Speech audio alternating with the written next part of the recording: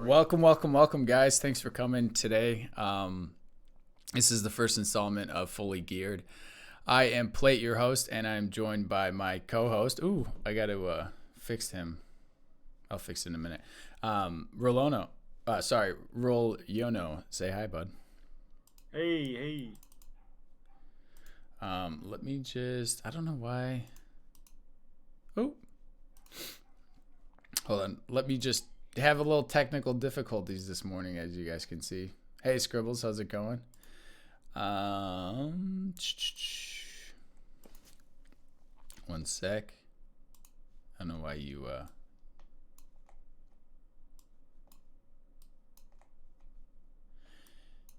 Hi, the Invisible Man. Yeah, no, you just I don't know why. Oh, it made like 2 copies of it. Well, at least nobody can tell I'm shirtless then. Yeah. Let me hide that real quick. I don't know why that did that, but that's okay. Yeah,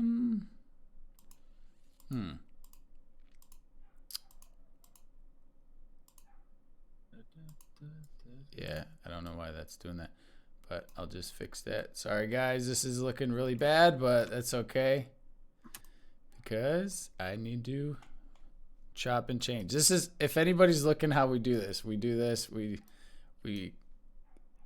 resize, or we crop it out right here, and then you resize the whole thing, and then you put it behind an overlay. I think it went a little funky with my hotkeys in Discord or something. I don't know. That's okay though. And I'll drop you there. Oh man, I don't know why that's... Oh, that's weird. There we go. All right, that's better. Yeah, so back to the show. Thank you guys again for coming today. We're going to be talking about the racial passives, but also theory crafting on the racial actives, because we haven't really got too much information yet on the racial actives. So we'll get into it and we'll get underway. But yeah, so just give you guys a background on myself. I've been streaming for probably like a year now. I actually started this whole thing. My first friend, I guess, I met on Pantheon was Rulyono. So yeah, it's good to have you here, man. I'm so happy that you're back. Yeah, man. Well, and you're a father now. Congratulations, Dad. I am. Yeah, I am. I stepped up to the big leagues. You know, there's a huge difference, I guess, in being a dad. So, of how I think and feel and all that. So it's good. Yeah, man, it's good stuff. Because you got 3 kids yourself, or 2 kids. 2 kids. Yep. Yeah, 2 kids.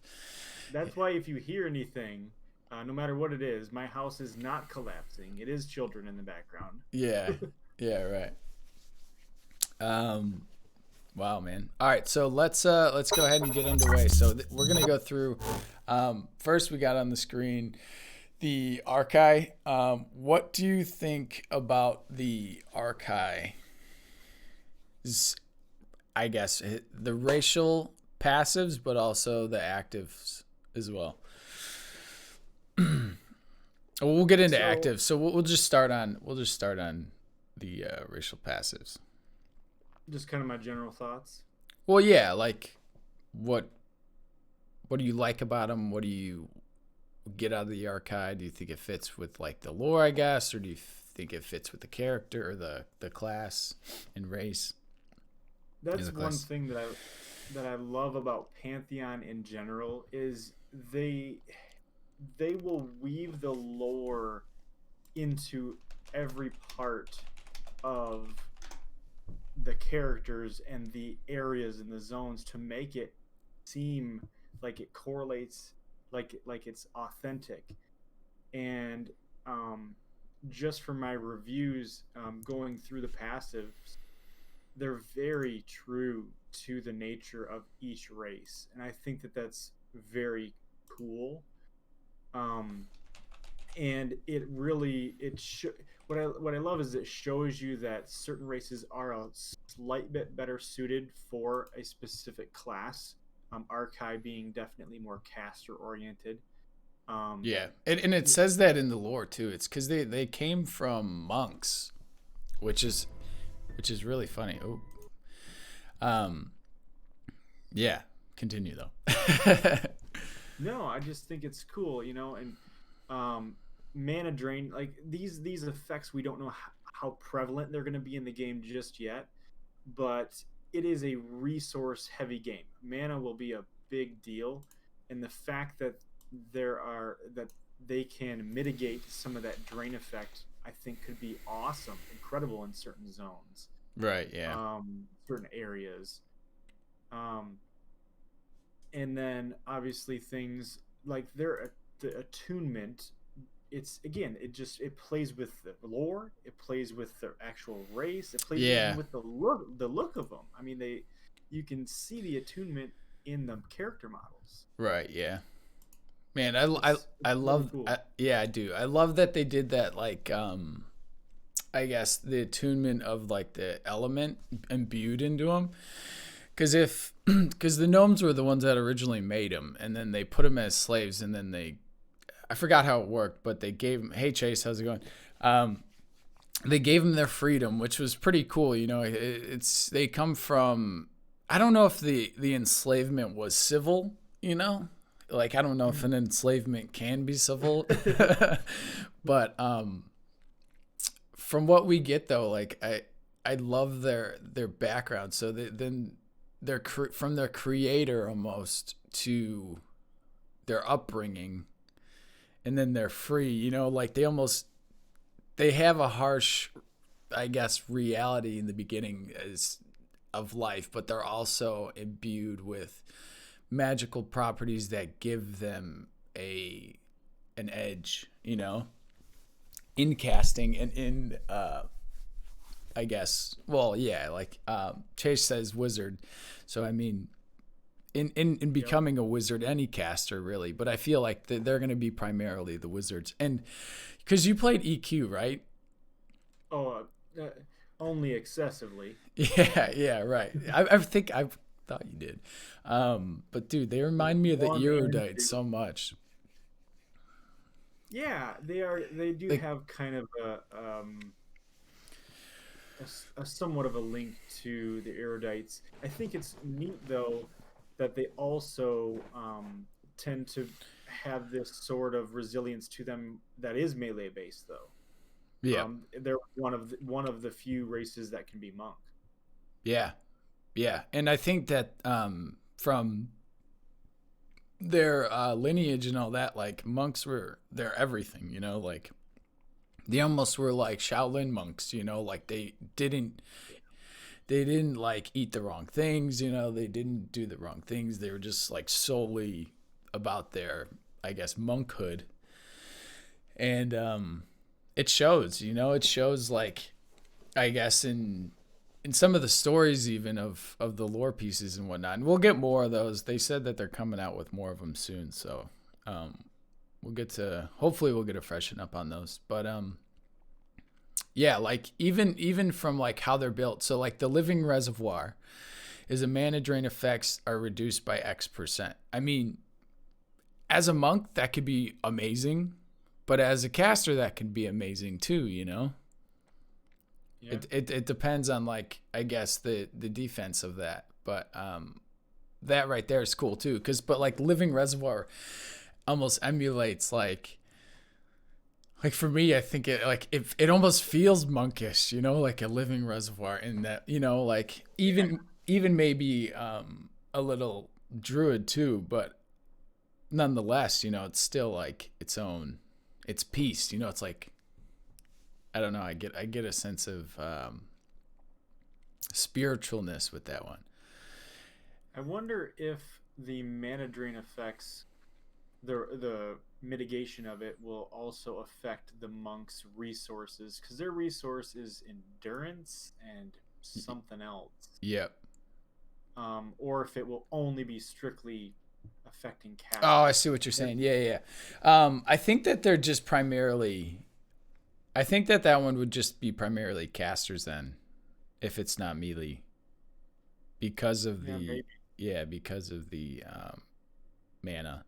But then again, like some of, we'll get into more of them, but some of them have like a misleading title, and some of the abilities even, you know, like I don't even know if they've changed it, but I would say though, for the record, it would be casters. But then they have effervescent, and then they said immune to effects that drain endurance. So they get both sides with two different passives right there. So I mean, like one's melee, one's ranged. Right. So they do have both. Yeah, that's cool. Yeah, it's really cool. And then they have the elemental attunement, which we got into. But I really wonder like how that and the natural acclimation of those two how much they'll benefit. Like, is it a percentage base, or will, like, being attuned to fire, like you gain more fire damage, I guess. But maybe that would even work with weapons too. I would like to see like even like maybe fist weapons imbued with fire or something like that for the monk side, and then you just gain that extra. That'd be good. I mained a monk for a good while in EverQuest, and so having my fists have any amount of glowing fire or any spell effect piling off of them was awesome looking to me. Yeah, I mean, and they're so fast, you know, like the attack speed is just so fast.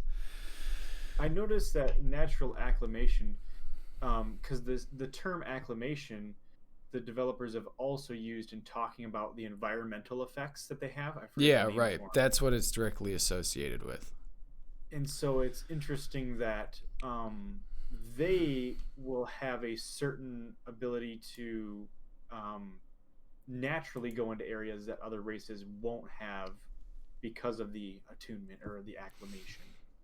Right. I think that's really quite cool.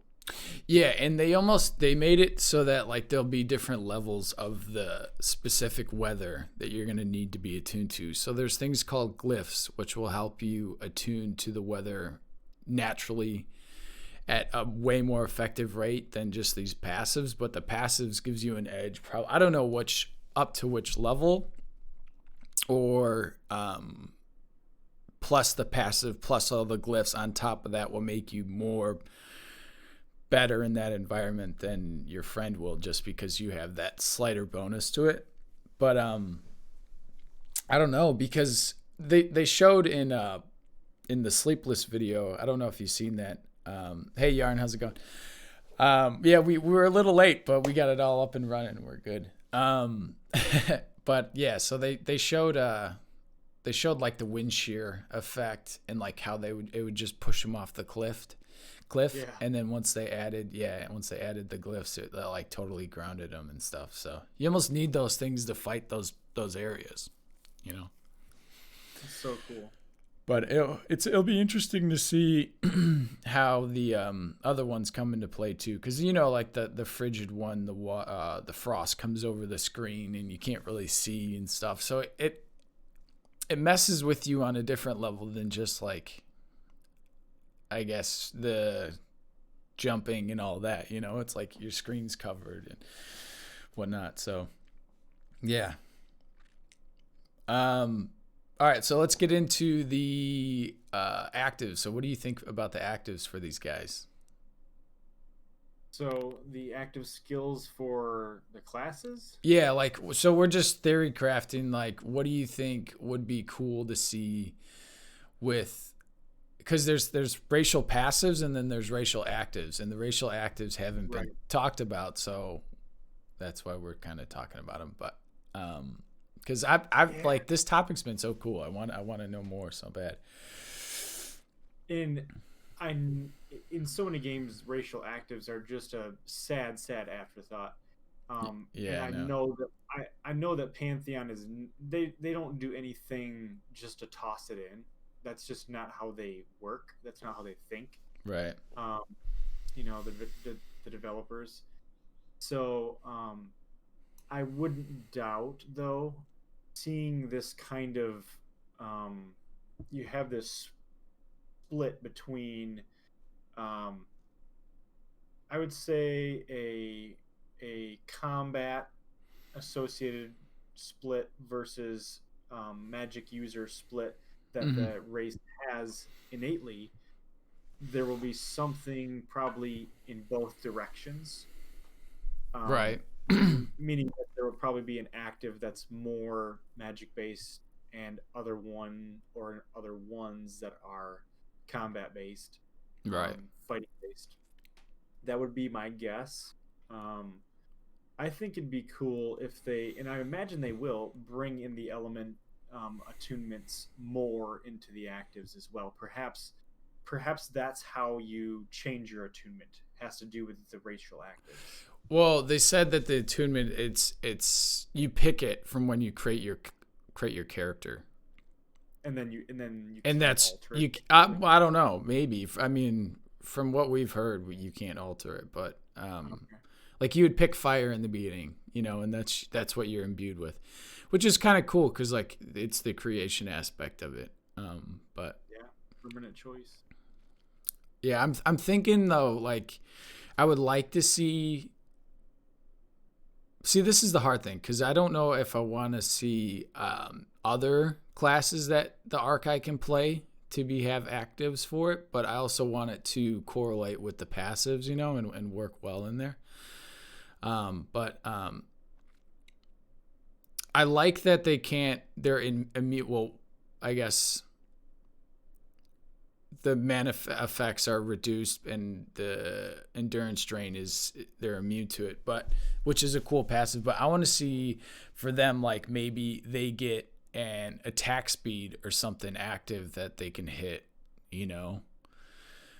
that would work well with the monk, or maybe even like an alternate state of being. Well, not necessarily an alternate state of being, but like I guess they go into a not a frenzy. I don't know whatever it would be called, but basically they get increased dodge percent chance or something like that. On top of the monk, you get like maybe 3 or 4% while this is active, but you're draining your endurance or something like that. Whether it's an ability or however it's built in the system and stuff. But I would like to see that for them. But I would like to see the, I guess, the acclamation and the attunement, the elemental side be wrapped in there. And if we do get, I guess, it's hard. I'm trying to think, like, forget what I was thinking about them, but I would like to see that the utility aspect of that come into play with that too. Like they get the elementalness, but it also works outside of combat, and the actives also play a role in that way. Outside of combat? Yeah.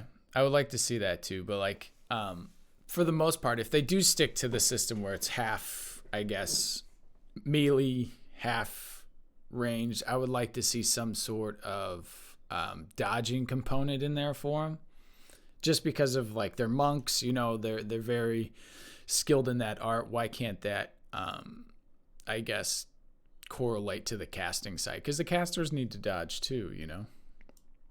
I could also see, because they do this with a lot of other active skills for the classes, some sort of like absorption. So what I mean by that is, yeah, yep. If you're attuned to fire and somebody casts a giant fireball on you, it will actually, you could possibly absorb part of it. Yeah, and it would strengthen you rather than hurt you. That would be cool. Versus if somebody dumped water on you, well, you're screwed. That sort of thing. Right. Yeah. It's almost like playing to the strengths and stuff. Strengths and weaknesses. It's just like Pokemon, man. Yeah, that's what I was gonna say. It's like Pokemon. I didn't want to say that, you know, like fire, water. Yeah. Yeah. Dude, that'd be actually really cool. Like, I could see that even whether they absorb it and they gain a temporary increased fire buff or whatever on top of their, that'd be cool. You know, or they can, that now becomes a damage shield or something like that for them. You know, it could change. That'd be wicked. Yeah, wouldn't that be cool? I feel like, but that'd be hard with like, I don't know. I think that'd be cool. Friend of the note, damage shield on the archive. Please VR, put it in. But yeah, dude, that'd be awesome. All right, let's go ahead and go to the next slide. All right, so we got the dark mirror. What is your thoughts about the mirror? It's so cool, because you can tell that there's gonna be an emphasis on underwater areas just by not only the race itself, but by the passives. I cannot wait to see their main city. I imagine I cannot wait. I imagine it's gonna be either all submersed or maybe like an Atlantis where it's like part underwater. That's what I'm thinking. Water. Yeah, Atlantis. Totally Atlantis. It's gonna be freaking cool. And yeah, I mean, you know, some of this stuff is not that hard to imagine, the underwater breathing and increased swim speed, but it's funny. When I was a monk in EverQuest, I was an Ixar, which is the lizard race, and they had this same thing. Good choice. And it came in handy just a tremendous amount of time, actually, more than you'd expect, because when you don't have it and you're swimming at 0.05 knots per hour. Yeah. So yeah, I mean, I think it's, and then it seems like water is going to be a little bit bigger of an emphasis in Pantheon. Not that it's going to be half the world or nothing, but it will be a little bit bigger than a lot of MMOs make it. Yeah, I love that. Honestly, I think you're right. I think that the swim speed increase will be in the underwater breathing will be more beneficial, I feel, than a lot of abilities in the game. And because we haven't seen anything that increases this yet, we don't know if like the druid's ability for run speed buff increases. I don't know if you get a run speed buff, you can swim faster in the water. We don't know yet, but yeah, that's true. We don't. Yeah, so I don't know if I would think that they would keep the two integrated, but they could separate it. But yeah, I love that, dude. I really do. And when it first came out, and a lot of people were upset with the mirror because they wanted, you know, like caustic properties imbued into them. You know, they wanted something that was actually worth. I'm like, guys, trust me, it will make your life so much easier if you just realize this. But even then, though, like they have perspective too, which will be cool to see, like what you can see, you know? Yeah. Because for the insight skill, I'm guessing. Oh, my camera's a little freaking out there. I'm guessing that it is to see things in the world and see hidden doors and stuff like that. So I think that that'll come in handy with the rogue. I don't even know if they can be rogues, but yeah, I'm pretty sure they can. Yeah, I'm pretty sure they can. Yep. But yeah, so that I think that'll come into play a little bit, but also maybe in finding treasures and stuff like that, or finding hidden passageways or hidden notes, or I think it'll work well with the perception system. I could see that. I can see somebody now being a dark mirror as a rogue and being the scourge of the seas and just like like swimming like crazy through the water and backstabbing everything before it can detect them, because they're suited for water and stealth at the same time with their passives. And it's like that could be it's just a bizarre combination, I think, that I've never even thought of.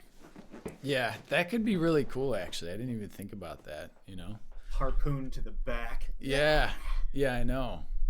Just swim up and just totally gank some people, just swimming through. And they did say PvP will be a thing, and we don't know like how much this will affect it, but I could see the dark mirror just like, you don't go there, you just don't go there. What I really want to understand, though, is we know that there's going to be a fishing skill in the game, and can you catch one of these if you're fishing from a dock? Can you catch yourself a dark mirror? Well, they did. There is other dark. Well, I don't know if they're dark, but there is other mirror in the game that like separated. If you look at their lore, there's like parted ways. The forgot what her name was, but she saved the race and she gave them legs basically to walk and breathe, and lungs and to breathe on land and stuff. So, she the other ones didn't, though. The other ones stayed in the waters, even though they were poison to them. So, I mean, there's definitely other bad mirror out there. But yeah, so embittered psych is increasing. Oh yeah, that's what you meant by the stealth effectiveness. Yeah, so I think that they will be really good rogues. Whoever's going rogues out there. Hey Lex, how's it going? Thanks for coming, man. Yeah, fish sticks. So Born of the Waters. Fish sticks has gotta go dark mirror. Yeah. Just plain and simple. Yeah, for sure. But it's interesting too, because all the races have an advantage against the disposition systems, and each of them have a different disposition. We don't entirely know. Maybe we do. I don't know. What like the cunning disposition is and stuff like that. So it'll be interesting to see like how much those dispositions will matter, like with that passive. Because I mean, like what's the advantage? I think so, and this is just me spitballing an idea off my top of my head. I think, based off just looking at the names of the different dispositions, that there are both positive and negative ones, and they just happen to be kind of like a state of mind that character is in.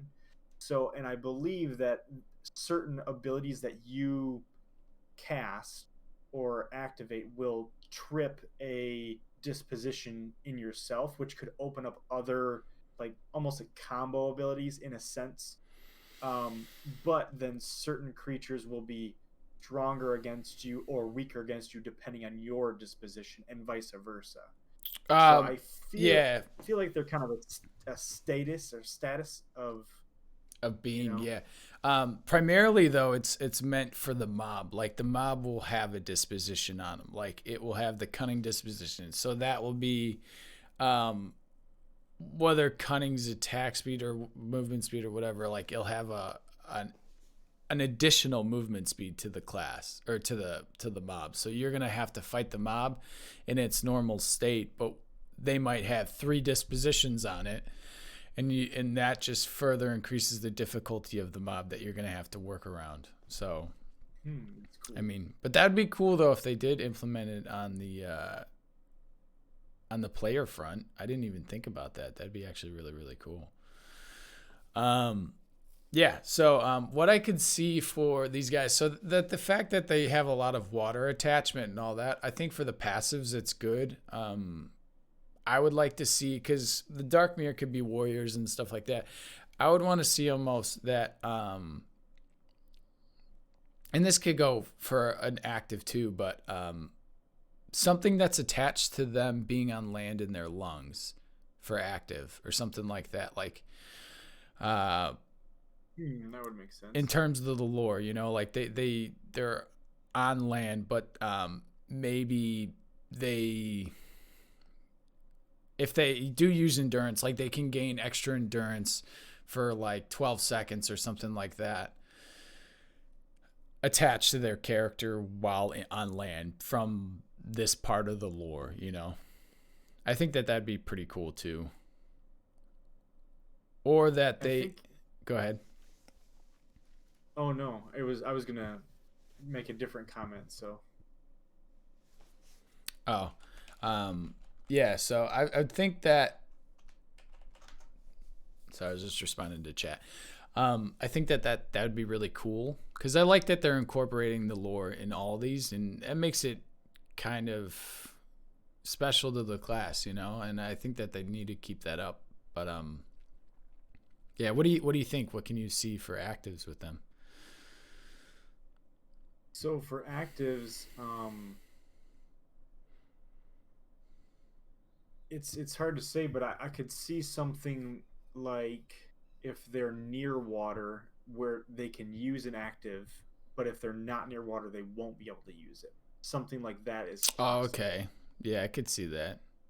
That would be cool too. Like maybe even being by the water gives them a temporary buff even, or something like that. Yep. Yeah, it's the actives, like, I don't think we've heard basically squat about even what direction they're hoping to take them, but my guess is they're going to be helpful but fairly minor. Yeah, I agree. They have to be minor. They can't be overpowered, like you can't. They have to be like a flavor to the race rather than like an impeding ability. It makes me wonder if they're going more the line of like EverQuest, where it's just kind of like some generic slam ability that ogres get, or if they're going more the line of like Morrowind, Oblivion, Skyrim, where it's like one time per game day you can like heal half your health instantly. If they're going to be more impactful like that, right, yeah. but just have like an excessively long cooldown. You know how, have you ever played Skyrim or yes, any of the Elder Scrolls games? Yeah. Oh, I love them.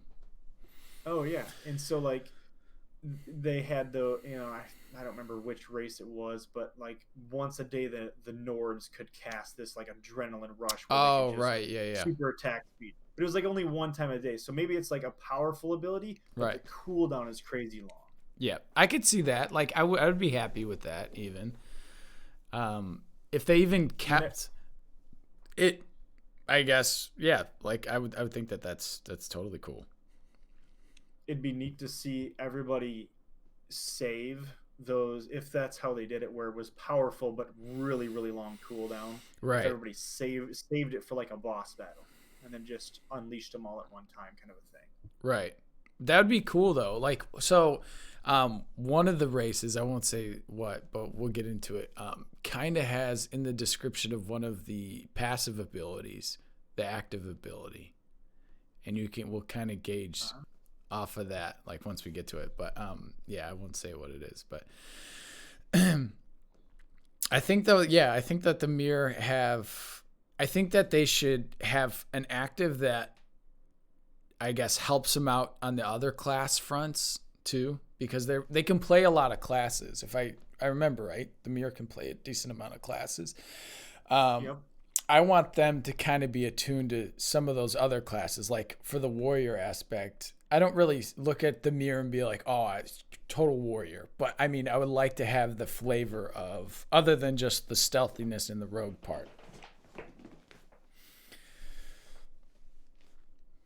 I'm glad you guys are keeping yourself entertained in chat, by the way. It's making my job a lot easier. I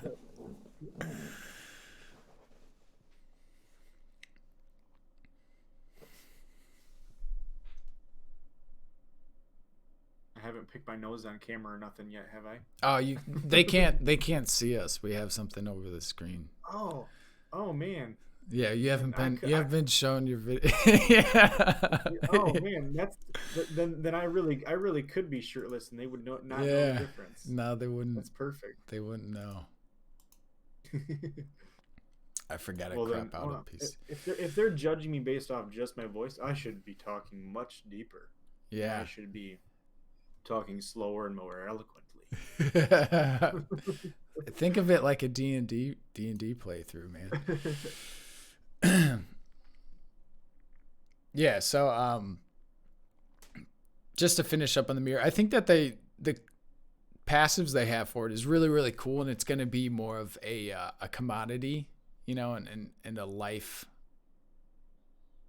help for you as the player. But I would like to see them tackle other parts of the classes with their actives. Yeah, because they can be a lot of classes. They could be a lot of classes, yeah. So something that's more wide range, whether they do get buffs from the water or they get buffs from being out of the water, however they want to work it. I think that they can actually have some cool things in there, you know. Yeah.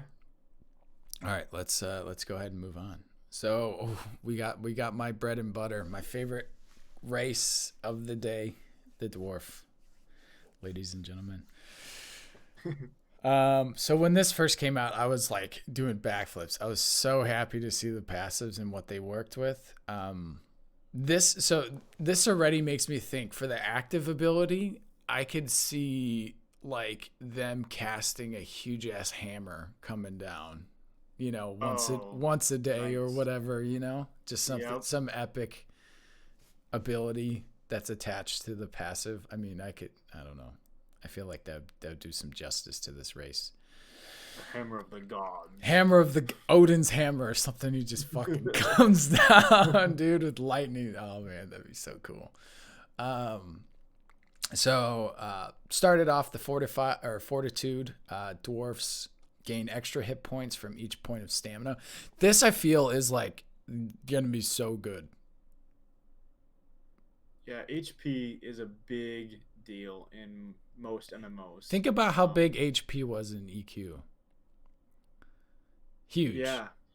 Yeah, it was. Well, in fact, you know, during different expansions and stuff, it was the stat that people dumped everything into. Like even wizards, they would max out intelligence and then just max out stamina. Nothing else mattered. Like HP was everything, because certain creatures would hit hard enough that a cleric or a healer wouldn't have time to heal you if you died in one hit. That's what I mean. You just get one-shotted and they can't even heal you. I think that's just like a quality of life improvement is health, you know, for everyone across the board. But yeah, I mean, so they're going to have really high health, and stamina is going to be the main, besides strength and stamina are going to be the main things for like warrior class and stuff like that. So I'll be interested to see like how effective that HP is. So, but one hit point, I guess, well, like if you have 200 and I don't know, like the health pools, you know, like is 1,000 health, you know, and if you have like 250 hit points or 250 stamina put into it, you get 250 extra health. I mean, it's a small margin, but it's still impactful, you know, like that could definitely help you out. I mean, you don't gain like 3 hit points, you just gain 1. Oh, it just says extra hit points, so it doesn't say how many. Yeah, it doesn't even say how many. So maybe it is. But as the game continues, this will actually this hit point buff will actually snowball in later expansions, because there will be right. Yeah, is that's true. there will be stat caps and different things like that, and a new expansion comes out and better equipment comes out with more stamina points on it. Well, then their gap of health will get bigger and bigger because of this passive in later expansions down the road. Yeah, that's very true. I didn't even think about that. The grip of the Dwarven Father, the immunity to disarm. This blows my mind that there's even like an element of disarm in Pantheon, because it was sort of in EverQuest. I mean, it was. Yeah. You can get disarmed. Yeah, and I played a monk, so I could disarm. So it was in EverQuest, but it seldom came into play where it mattered very much. Because if you were disarmed, you just quickly threw your weapon back on. Yeah. I wonder how they're implementing it, because I would like to see like you drop the weapon, you got to pick up the weapon and then put on the weapon, Yeah, so make sure you have a good PC, because you're looking around and dollar effects are going off. Like, where's my weapon? Oh, dude, I could totally see that. Oh, man. Yes, but also I feel like you don't drop it, but I want to see like for the monks aspect to disarm, like what will disarming the mob do, Right. Yeah. Yeah, it could be a really. Does he lose like half his damage because he doesn't have his weapon in his hand or something? Or does he pick it up too? Like he follows the same form and function as a player or something? I don't know. I'm just imagining some like Demon Souls type character that has this giant two-handed sword that's the size of like 10 men, and then you just disarm it and he's useless. He can't do anything else. Like that was he was a one-trick pony. Yeah. Yeah. I mean, dude, I love that. I love too, like that any weapon that you see on a mob, you're going to be able to pick up from, like same as EQ, right? Like if you saw a weapon on a mob, you kill him, he's going to have that sword. If he's killing you with that sword, you can pick up that sword once you kill him. Not every time, oddly, but most of the time, yes. Yeah. Maybe names would be a little bit different, but well, raid bosses and stuff, but who knows? Ice and Stone, innate bonus to cold, resistance, frigid, and toxic. This kind of threw me with the toxic. I didn't see that the toxic should necessarily be in there, but it's cool that it is.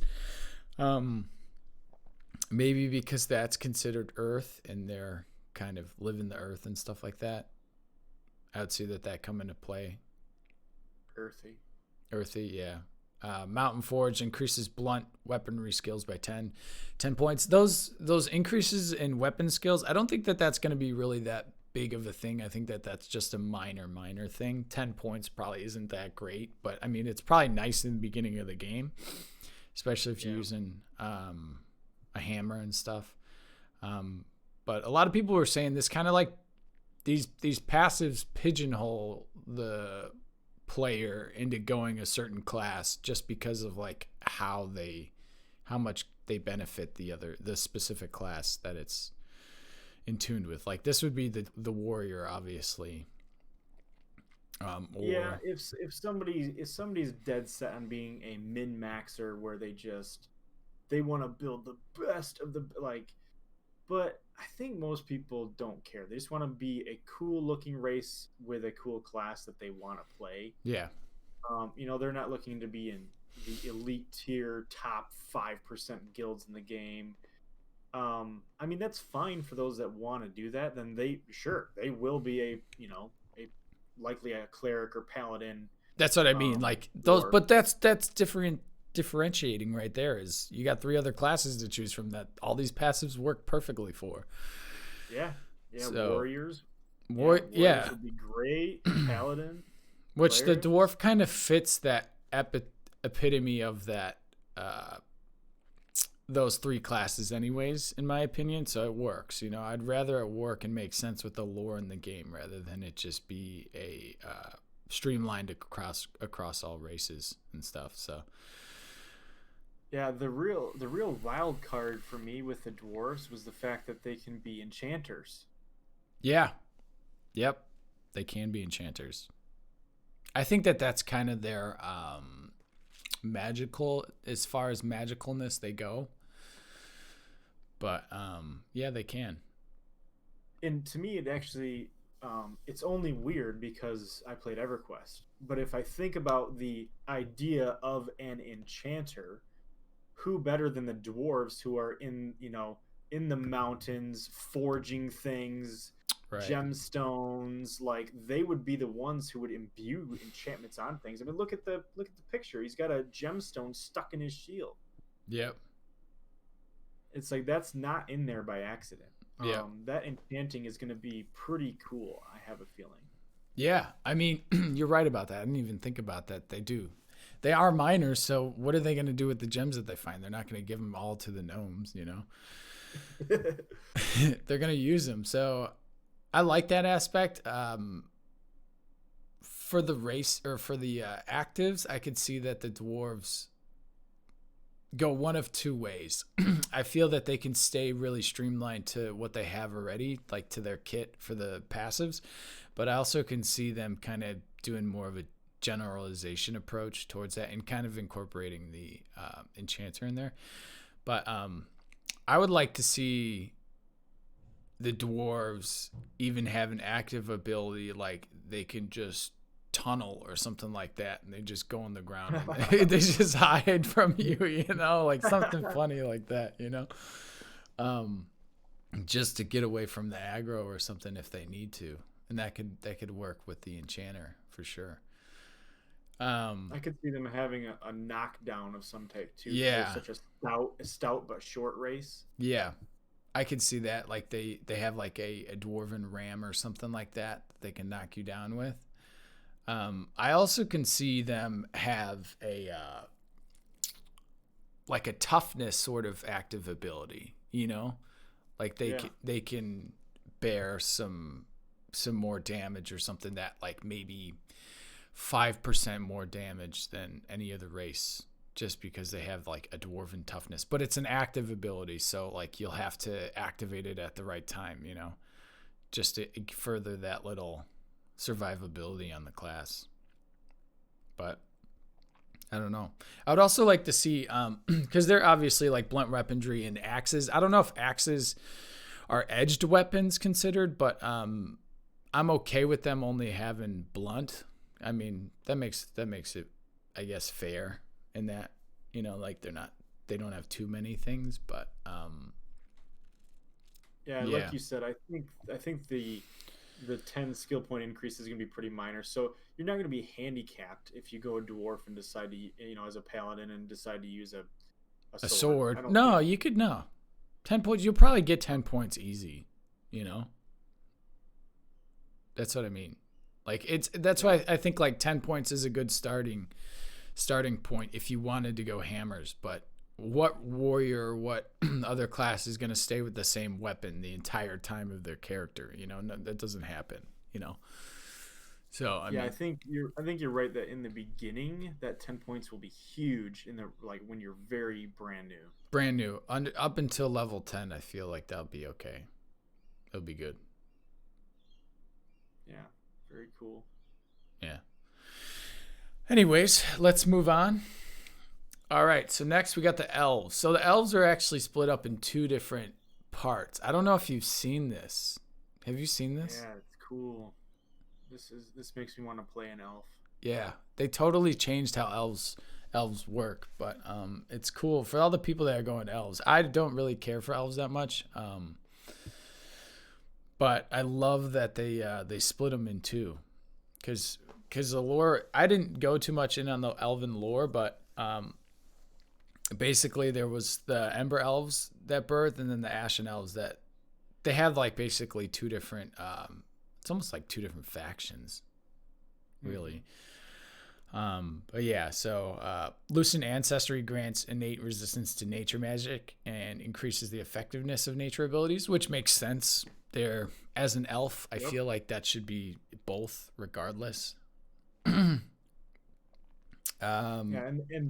those apply to both the Ember and Ashen Elves.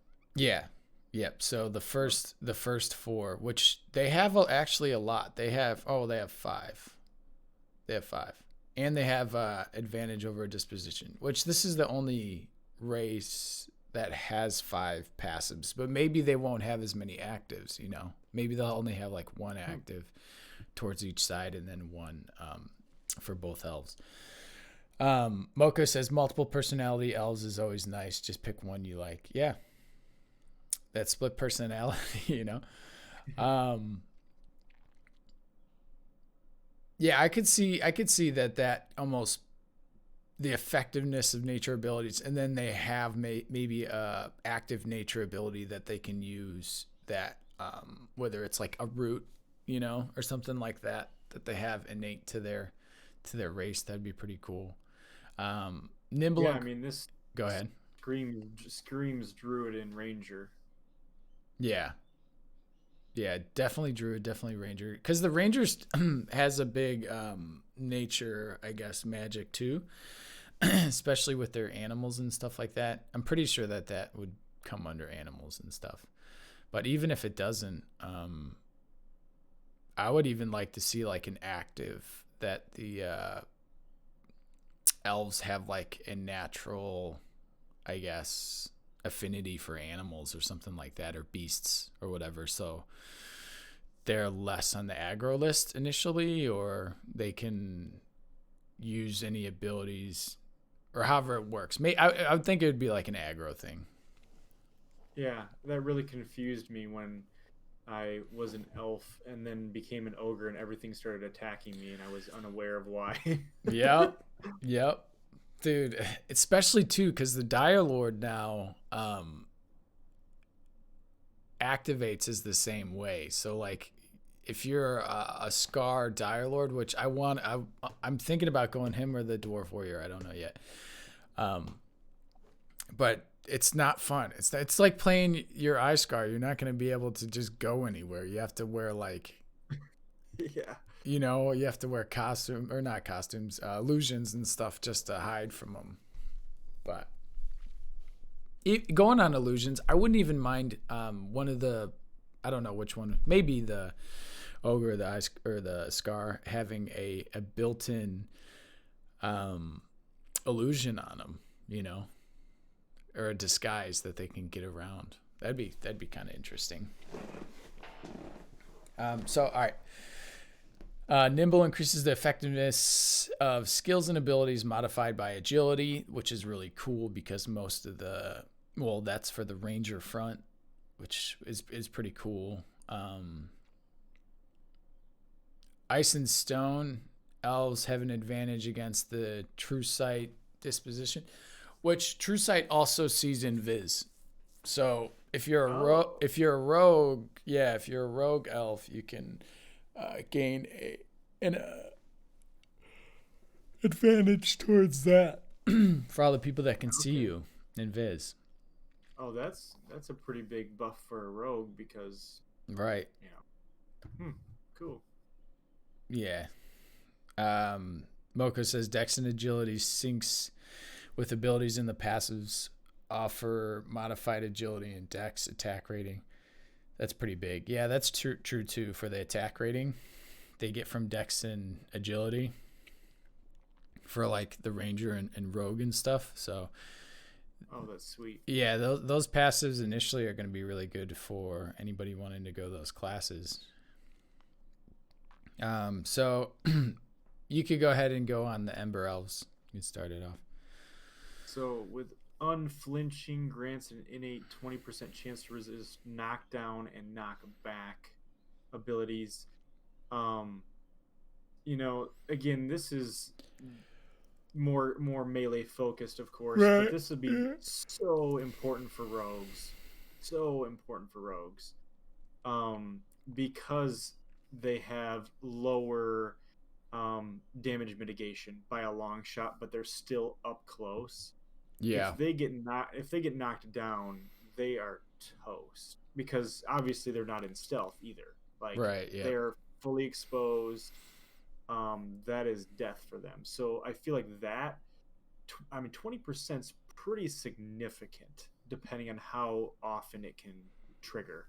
Yeah, I agree. 20% is pretty big. I think knockback would interrupt spell casting, so that would be really important for like the druid per se. Right. Yeah. So maybe that even has the druid's melee too. So I mean, that's pretty interesting. They are melee range? I'm pretty sure they're melee. Yeah, the druids can use swords and stuff. I'm pretty sure. Yeah, that would be interesting to have. I guess a cleric can kind of melee a bit. It'd be interesting to see if they make a caster or a healer required to be like in melee range, almost like I think you and I talked before about a touch based caster when we were designing some other classes. Right. What do we name that class? So all right, so if any of you guys didn't know, me and Rulyono used to make classes. Well, I shouldn't say used to. We just haven't done it in a while. But we made a class. I think it was something. It was like kind of like a physonic type of class, right? I'm pretty sure. Yeah, I'm trying to think if it was the one that could like disappear and reappear. It's kind of like a rogue, but using magic that would, but everything was mostly touch based. So they had to move in and out of combat. Right. Yeah. Constantly. Yeah. That would be really cool. I could see them add that element to it. But even if deafness grants an extra attack rating from each point of dexterity, so yeah, that's cool. That's rogue all over it, and ranger, and that would be monk as well, right? They're dex as well, right? Pretty sure. Yeah, but they can't be monk anyway. Oh, they can't? No. Yeah, that's fair. But even because I think that this is going to be really cool because the ranger, I don't know if you know the ranger, he kind of is like a hybrid ranger. He's like a mix between a fighter and a ranger. Like he can dive into combat. And I'm pretty sure that they're reworking. Legs too skinny for monk. I'm pretty sure that they're reworking the whole ranger class in total. So whether they make them more at range or whether I don't know how they're going to work it, but they're having a lot of difficulties with his in and out mechanics and type of that. And then they're mixing all of that with the idea of like pets or wildlife or that too. So I can imagine it's a difficult class to get the dynamic down of because you don't want it to be a tamer class. You want it to be a fighter, Right. Yeah.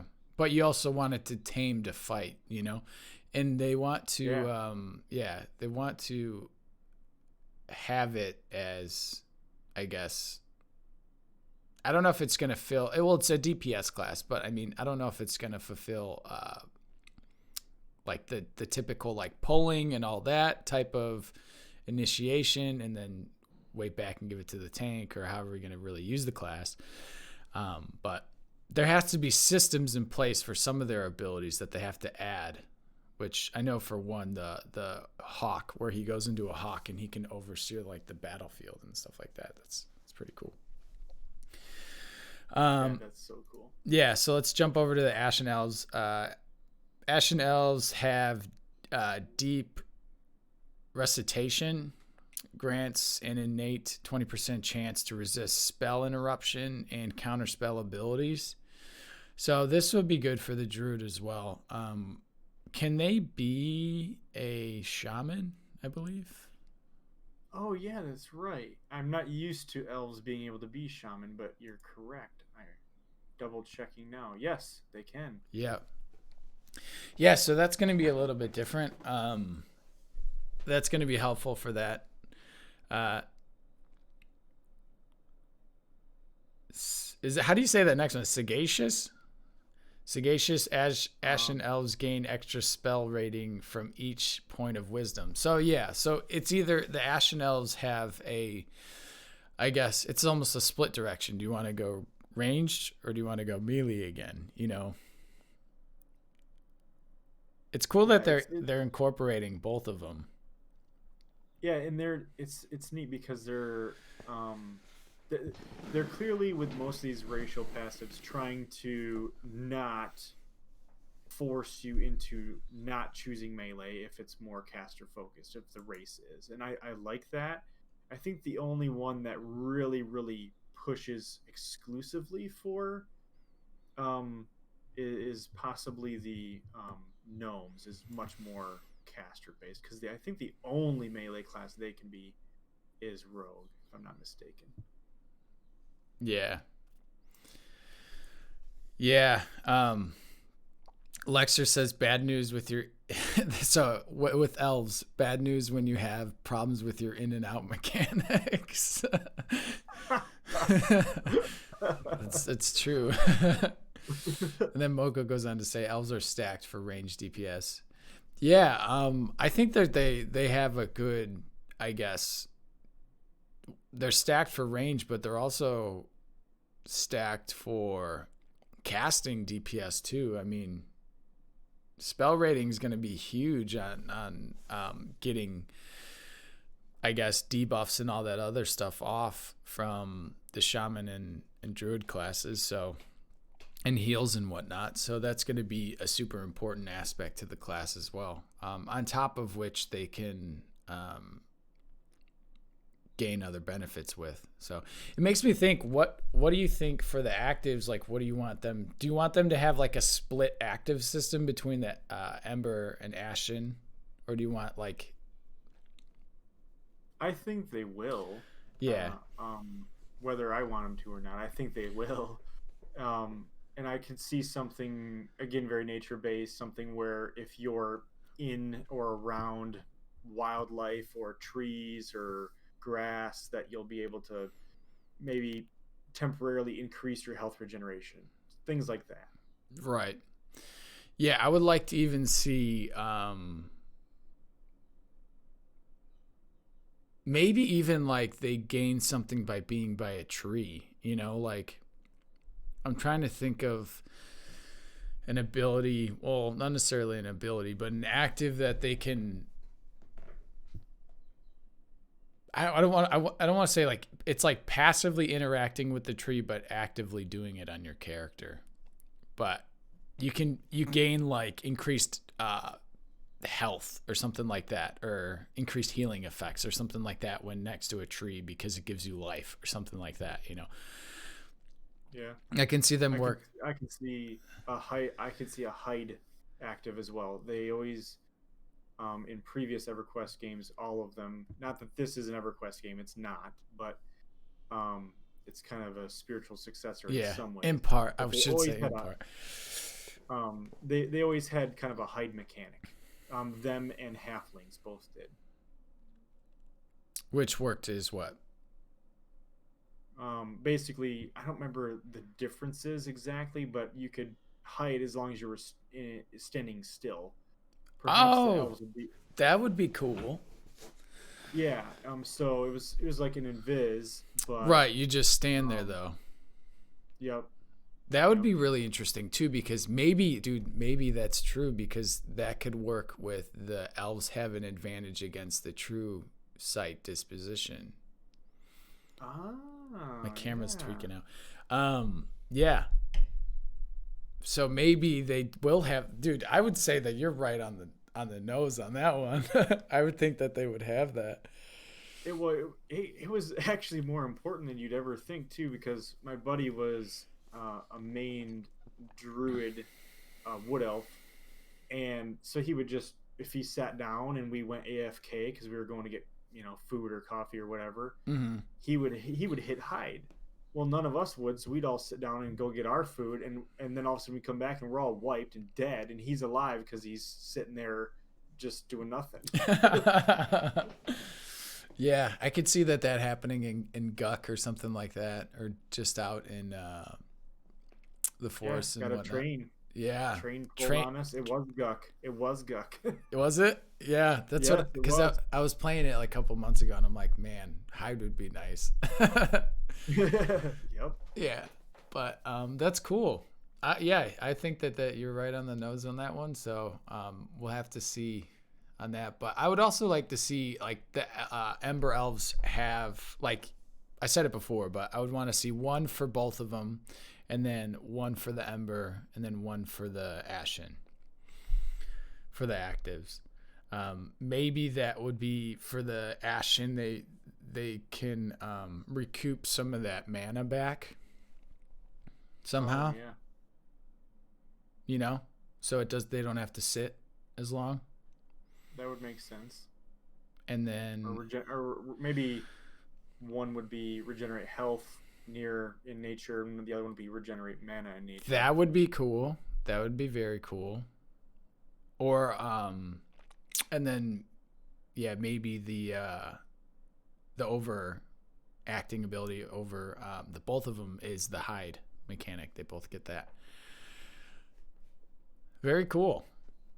Very cool. Yeah, I'm excited to see what they do with them too. So we'll see. Let's go ahead and move on. So now we got the Gnome. I know a lot of favorites out there love this guy. What do you think about him? I don't know, dude. The Gnome is really stinking cool. I never was drawn to them ever as the, little goofy guys that Old they men. were. Yeah. I just never wanted to play one, but these look really stinking cool. It's gonna come down to how much their voices annoy me or not. Dude, that'd be such a shame if they have like such a cool looking race and they have like these little mice voice, me, you know. But they look incredible. I mean, they blow me away with the design, which obviously we're not here to talk about that, but it's still just they did a phenomenal job with the design of and the lore behind the reason that they look like they do, that they're all this energy and they wear the masks. It's so cool. They remind me of like an oracle or something like that, Oh yeah, that's a good comparison. That's what they kind of get from them. And again, like I said earlier, incantation mastery, innate 20% chance to resist silence. I mean, what better passive for a caster? I mean, that's the name of the game right there. If you're silenced, you're done. I mean, you're not doing anything. Right. So that's a pretty straightforward but important. I feel that will be very good.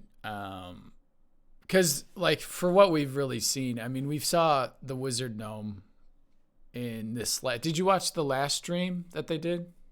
They just did one like 2 days ago. The last one I watched, I think, was the Dire Lord one, that was the 2 days ago, the Dire Lord one. But one of the guys in the back, Sacred, he was a gnome wizard. I'm pretty sure maybe he was a halfling. I don't know. I thought he was a gnome wizard. Maybe not. But anyway, the 20% chance to resist silence. So, because they are primarily casters. They can't be warriors. They can't be melee, right? They're a soul caster. I think the only could be rogues. Melee class is rogue. Yep. Yeah. Okay. Which would be really cool. I think that'll be anybody rolling a rogue gnome will be very interesting. But yeah, I mean, it seems like it'd be hard to sneak around as a ball of glowing energy, but I still think it'd be awesome. Yeah, I know. So you said though about the lore. So what did you like about the background with them that they created? It's just that whole. It's kind of like Icarus flying too close to the sun. That's what I got too. Yeah. Yeah, and it's just a cool story. Because there's just this crazy design to them, and they have this story that supports the design. Versus a lot of games, you can tell that it's all an afterthought. The designers just go to town making some crazy looking race, right? And then you can tell that they just slap in a story to make it work. And I feel like it just works here much better. Yeah, I think it almost like ties in not too well, but it's so well with the pantheons, like the whole story of Pantheon. It's such a key element, and without it, it wouldn't be the same. But from what they did with the Archai and how they became into being and stuff like that is so cool, like how they took their energy and like, it's almost as if like it was a spiritual successor to EverQuest. Like they're old men, but with all this like knowledge and affinity for the universe that they almost became the universe, in their essence. That's what I get a lot from.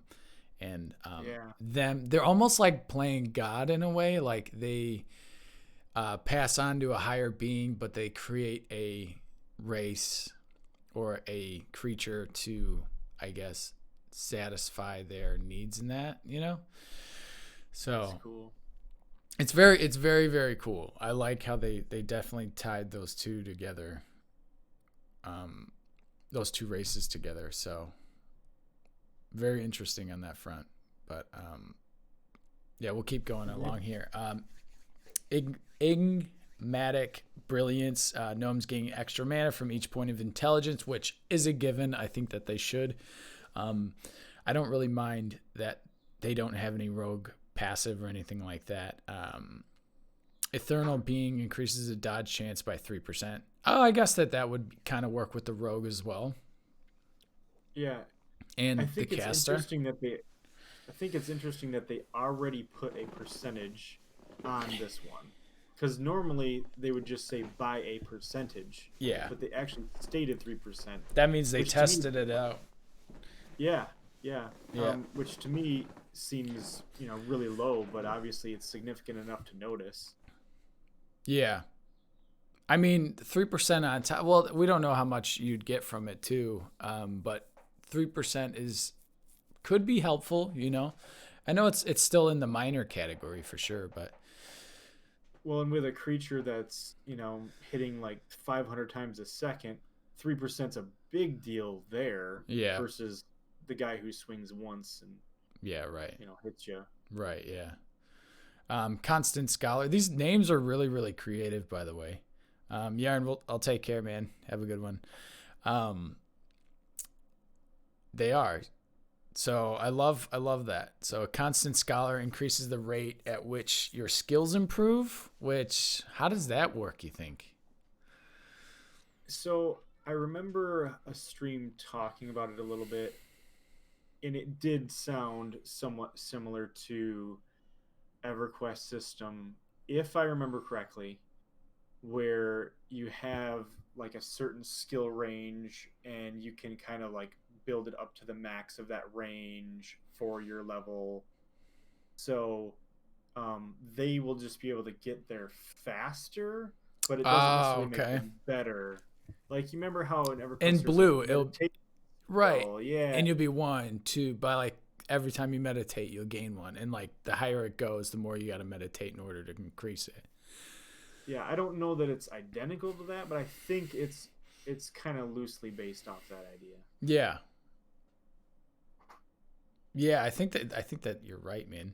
But that's cool nonetheless. I mean, they can definitely get a higher meditation rate. They can get, they just jump faster, which I'm sure that they're going to need it. They've probably seen this and they're like, all right, we're going to have to give them improved rate at their skills. But so then now they have the advantage against the mastermind disposition, which correlates perfectly with their lore and all that. Yep. Because mastermind, I think, is casting, I want to say, on the enemy. So, yeah. What do you think for passives for them, or actives? Sorry. Oh man, they could go a billion ways. I know they can. It's so hard. It's really hard for these guys. I could see just kind of some. They seem to be very focused on not only magic but summoning and enchanting and stuff like that. So I could see almost like a active. And Necro. There's the Necro that does come out. Eventually, they will be Necros. Oh yeah, you're right. They will be. So I could see almost like you could summon a little familiar, like a little critter, maybe a little ball of light that looked like a will-o-wisp or whatever. Right. That granted you maybe extra damage for a short period of time, or maybe it attacked for you as like a secondary attack. Yeah. Yeah, something like that is possible. I think also like the fact that they're definitely going to play off the fact that they are literal energy with their actives. I would hope so anyway. I could see something like like a nuclear core when it basically explodes because too much energy was built up. That kind of like one time a day you can explode your core. Like it's a bad example, but okay. But you didn't die or anything like that. It's not like right. Okay. Yeah, that'd be really, really cool. Or wouldn't that be interesting? Is if you could like if your health pool was below 5%, you could like self-destruct. Yeah. And cause massive AoE damage to try to like save your teammates. That would be interesting. You kill yourself in the process. That'd be really interesting. I could also see them having an ability that kind of like that, but they return to a ball of energy. Like it reminds me of a character off Dota 2, but he basically blinks into nothing, but he would blink into a ball of energy and just wait there for like 5 seconds to get away from anything harmful coming in, like or 3 seconds or whatever it is, and then once that 3 seconds stops, then he returns back to his form. But I could see him like almost like blink dodge like to get away from whatever. So I think that'd be pretty cool, actually. It is cool. Yeah, but for the most part, I think though that they nailed the casting part of it. I would think any abilities in the active department, I would want to see mobility or an active dodge, like I just mentioned, or an active damage ability, like you mentioned. Something in that realm would be pretty cool. Even if they did tie it in with more of the casting element, that'd be really cool. But I think, or maybe touch on a little part of the rogue or something like that. But apart from that, I think it's going to be cool. Who knows? Like maybe they have like something planned that's just totally awesome, that we're going to just get wowed from. All right, let's go ahead and move on. Halfling, are you good for time, by the way? I wanted to give you a time check. So I'm good. Okay. So right now we're going to be jumping into the Halfling. What is your mindset on the Halfling? This is probably my second favorite race in the game. So Halflings have always been one of my favorites, hands down. I love them. I love the playful area. I love the nature integration. I love the fact that there's usually a lot of like trees and rocks. Like we've actually seen their starting area, which is we can't say that for most. What's it called? I forgot what it's called. Wild's End. Wild's End. That's it. Wild's End. Good name, by the way. VR. Yeah, I feel like they went so all in with the halflings, and the fact that they're so playful because they're such a torn race, right. because they're cursed and stuff like that. It's just like, whoa, how cool is that? Now, if this picture is anything to go off from, with having like feathers and body paint and like bone armor, that's stinking cool looking. It is. And to me, it's gonna be a race that's just a lot of fun to play. A race that people are gonna want to be around their starting area. It's probably gonna be a place that has decent foot traffic for player characters. Mm-hmm. They're in the other dude. They are so far away. They're like EQ. They're in the other part of the world. No one's by them. That's true. They are far away, so they're not centralized. It always tends to be that the human city always ends up being the hub, no matter what MMO. And no one plays a freaking human, dude. That's what I'm like. Like maybe you get like some guys to go human, but yeah, it's so we'll see. But I'm into these guys. They are probably my first choice personally. yeah. If they could be monk, I would guarantee would play them. Yeah. But that would be absurd. Yeah. It doesn't fit their lore at all. No, but I think that they should be monk. I don't think they can be monk. Moko says charm and mes resist fits the halfling style. So yeah, the first one, Wild Mind, grants a resistance to charm and mesmerize effects. That's good. I think that that's going to be very, very helpful for enemy casters on you. You know. Yeah.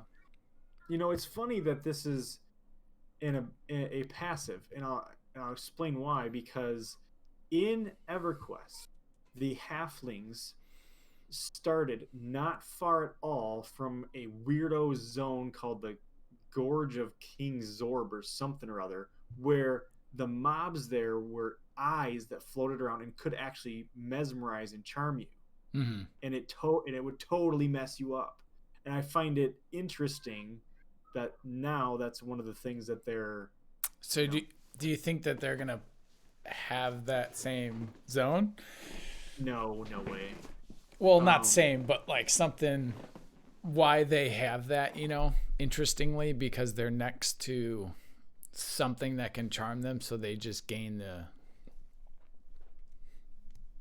I do think we will see that. I think the passives are subtle clues to their starting areas.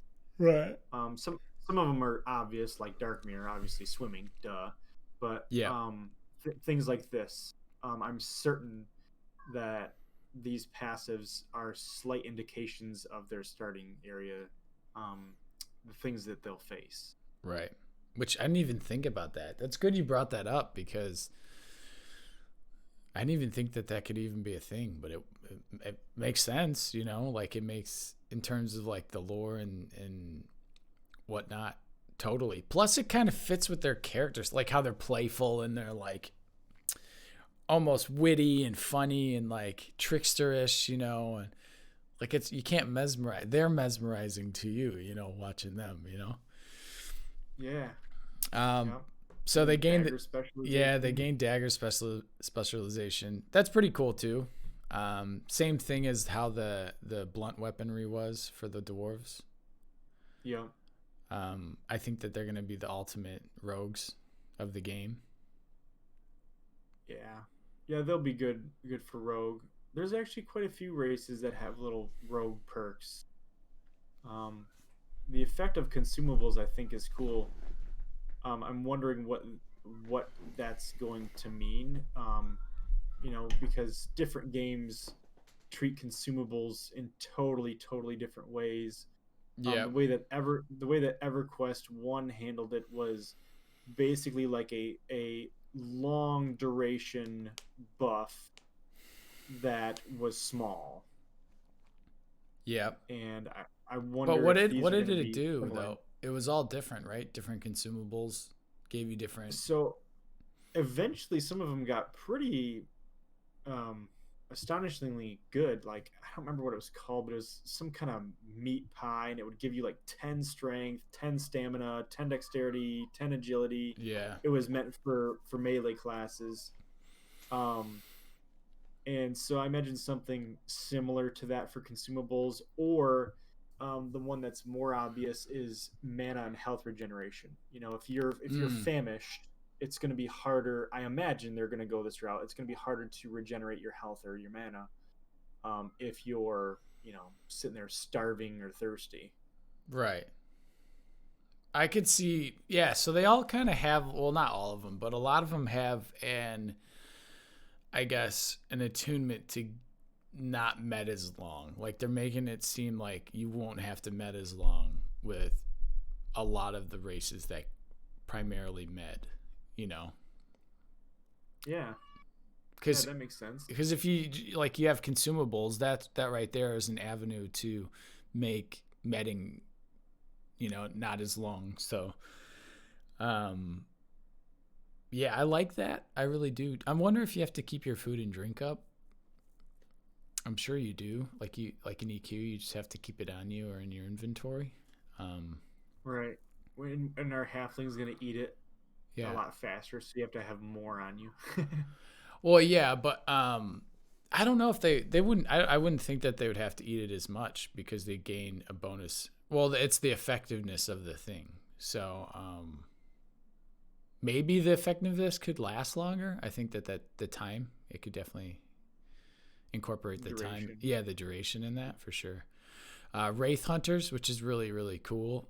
Grants a bonus to damage inflicted against Wraith targets, which we don't know primarily too much about the Wraith targets and Wraith side of the game. I don't know if this also mean, like, Wraith is spiritual, right? I guess ghostly type. I don't know if that would also work for the undead aspect too. I'm guessing no, it's just like wraiths, apparitions, Right. Yeah. Wisps and type of things. Yeah, maybe not even wisps though, because they're not true wraiths. Right. I mean, they could fall in that category. This is one that I wonder. I imagine that this is another one that is going to be really important early on when you're in your starting area. But right. as you leave your starting area, you're going to run into wraiths less and less and less. My guess is most mid to end game content is not going to be littered with wraiths. It's not going to be like undead skeletons, stuff like that. No, it's not more, that. it's Yeah, more right. specific. Right. Yeah, it's more specific to. That's what I mean, like ghostly type of. Which wraiths maybe are even its own category, of undead, like undead is, and beasts and stuff like that. So wraiths, beasts, undead, whatever, Yep. And they also gain the advantage to the deranged disposition, which I'm guessing wraiths are primarily deranged. We'll have screwed up in the head. Well, yeah, we'll have that to make them wraiths, right? So what do you think for these guys for the active abilities? What can you see them have? I could definitely see something kind of animal nature-y, that realm, like kind of like what the what a lot of the rangers' abilities are based off from, that sort of thing. I could see something along those lines. Like call an animal spirit to attack for you or whatever. Right. I want it to go a little I- bit further for them than that. What do you think? Well, I'm thinking like, because halflings are like such a vital role, I feel, in fantasy games, and they always have this kind of fight or flight mentality, depending on the halfling. And I'm really correlating this to Lord of the Rings right now. Oh yeah. And I love just the innocence that they have, but also that they are pretty witty on the battlefield. Like, things that they can think of is like pretty funny. So I would like them to even I'm just thinking like he just pulls out a pan and hits somebody and knocks him to the ground, just something stupid like that, I know, like trick shot or something like that, like that can be really that's funny, like I would love for them to add a comedy sense for these guys, because they are really comedians at the end of the day. That's a good point. I definitely see them also having a hide or sneak racial active. I think, yes, they should definitely have like a sneak for sure. I mean, EverQuest had that. I think both EverQuest 1 and 2, and then also even Lord of the Rings online had the same thing. I think the halflings had a cloak they threw over themselves or something. It's been a long time since I Yeah, right. Yeah, kind of like Frodo's cloak. Yeah, something like that. Yeah, I would like to see that too. Or maybe even like a track ability built in, like they could see footsteps of enemies or something like that. So that'd be cool. Or maybe even just animals. Or animals or something, like they can, yeah. So I don't know. I think that they're pretty good though in terms of the passives for what they picked, because they got some new things in there, and then they got some stuff that tributes to the class pretty well. But nonetheless, even like a little movement speed buff, I would like on them too. I wouldn't mind. I know they're not the triathletes, you know, but they can look like they can be really quick. Oh yeah, I think they're quick.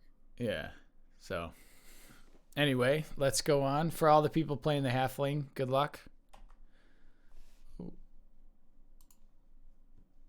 All right. So now we have the humans. The boring, grotesque humans that nobody wants to play. Secretly, I'm rolling a human. Just kidding.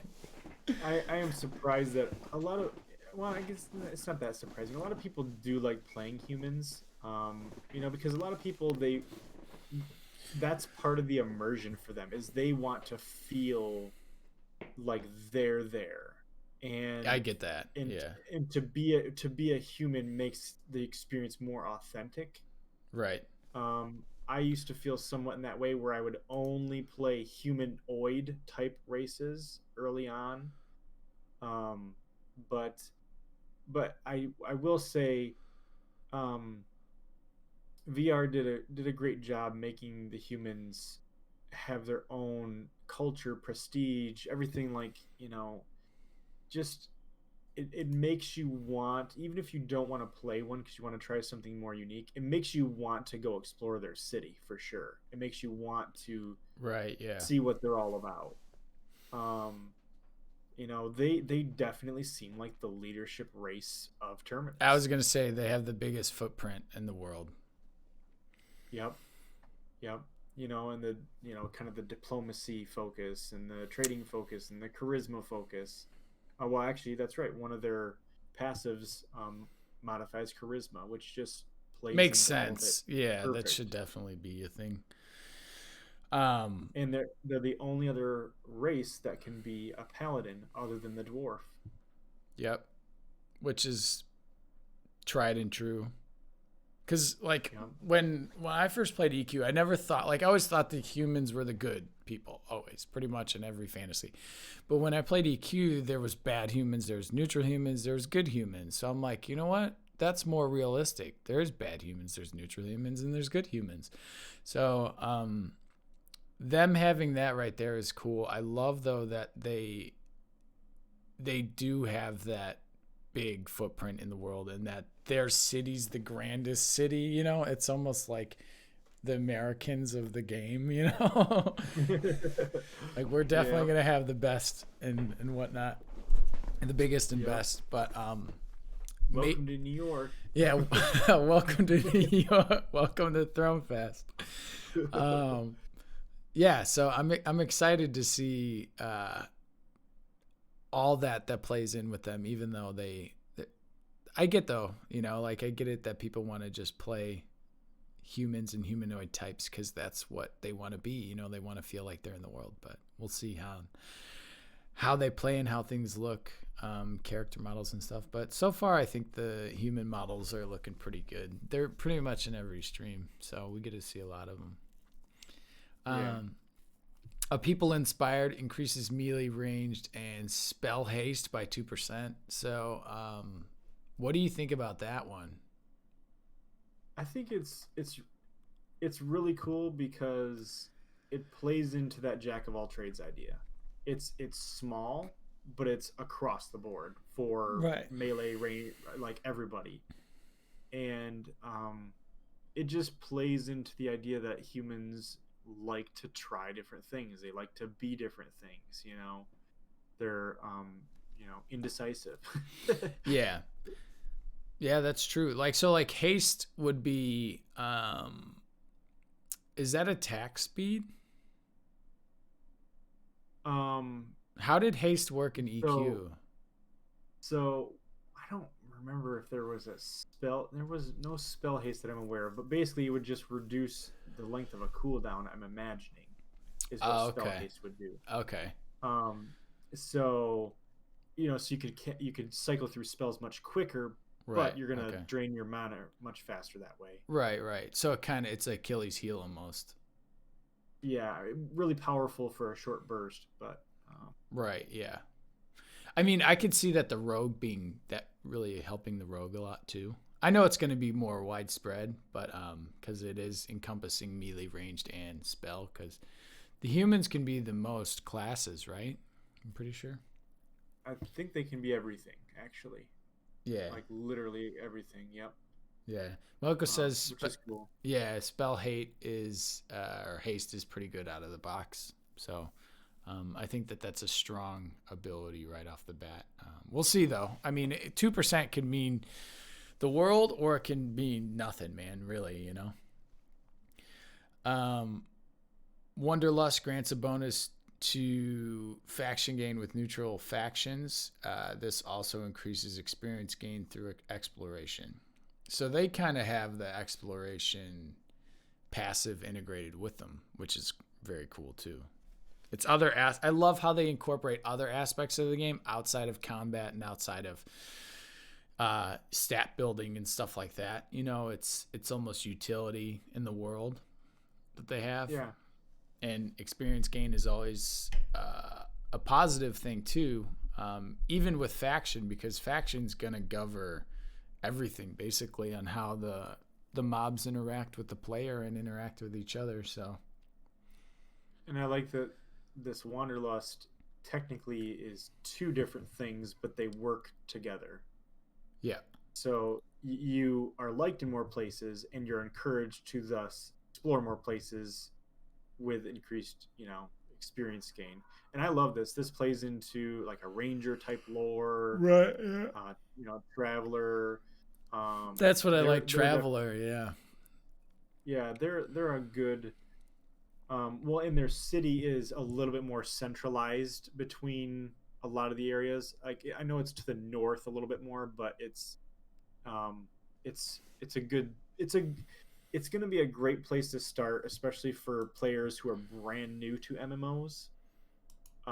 Because of the foot traffic that'll most likely and definitely be there, and its location on the map. Yeah.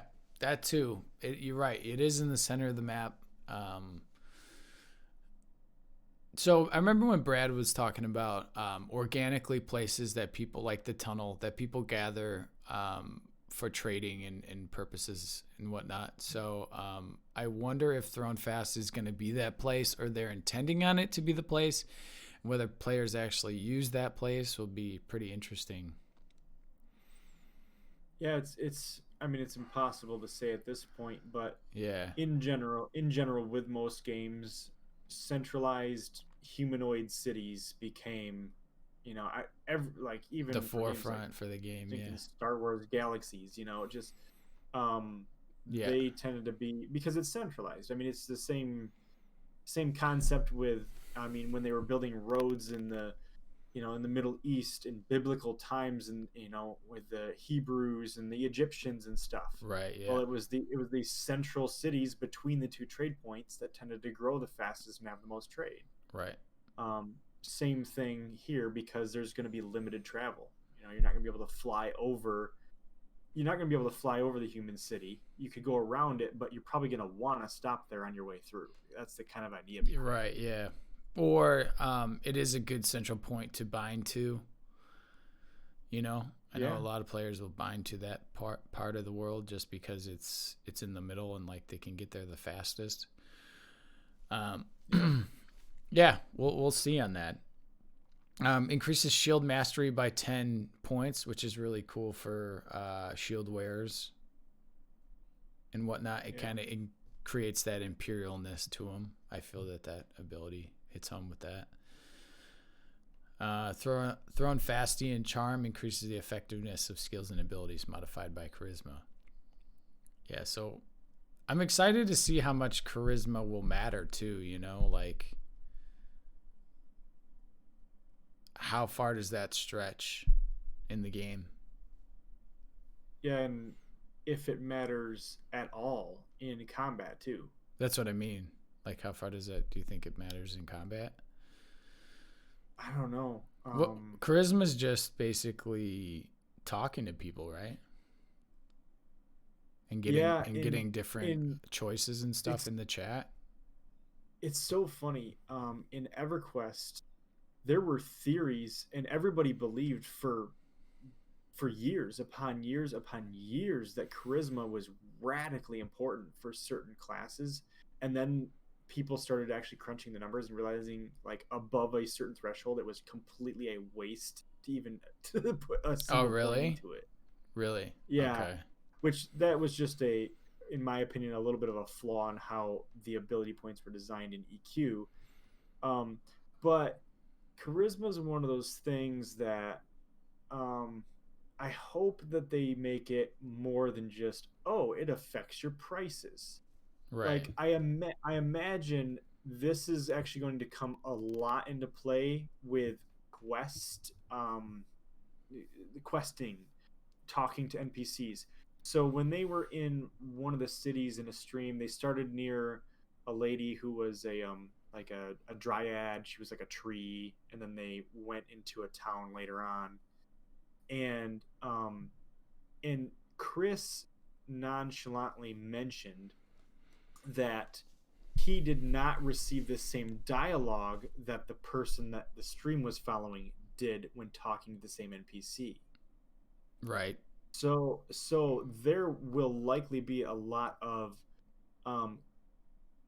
restrictions to which races have enough faction points and stuff, and enough likability to be able to do quests. So I think the humans will innately be able to do the most quests of any race from day one. Right. That makes sense. Yeah, that's actually a good point, man.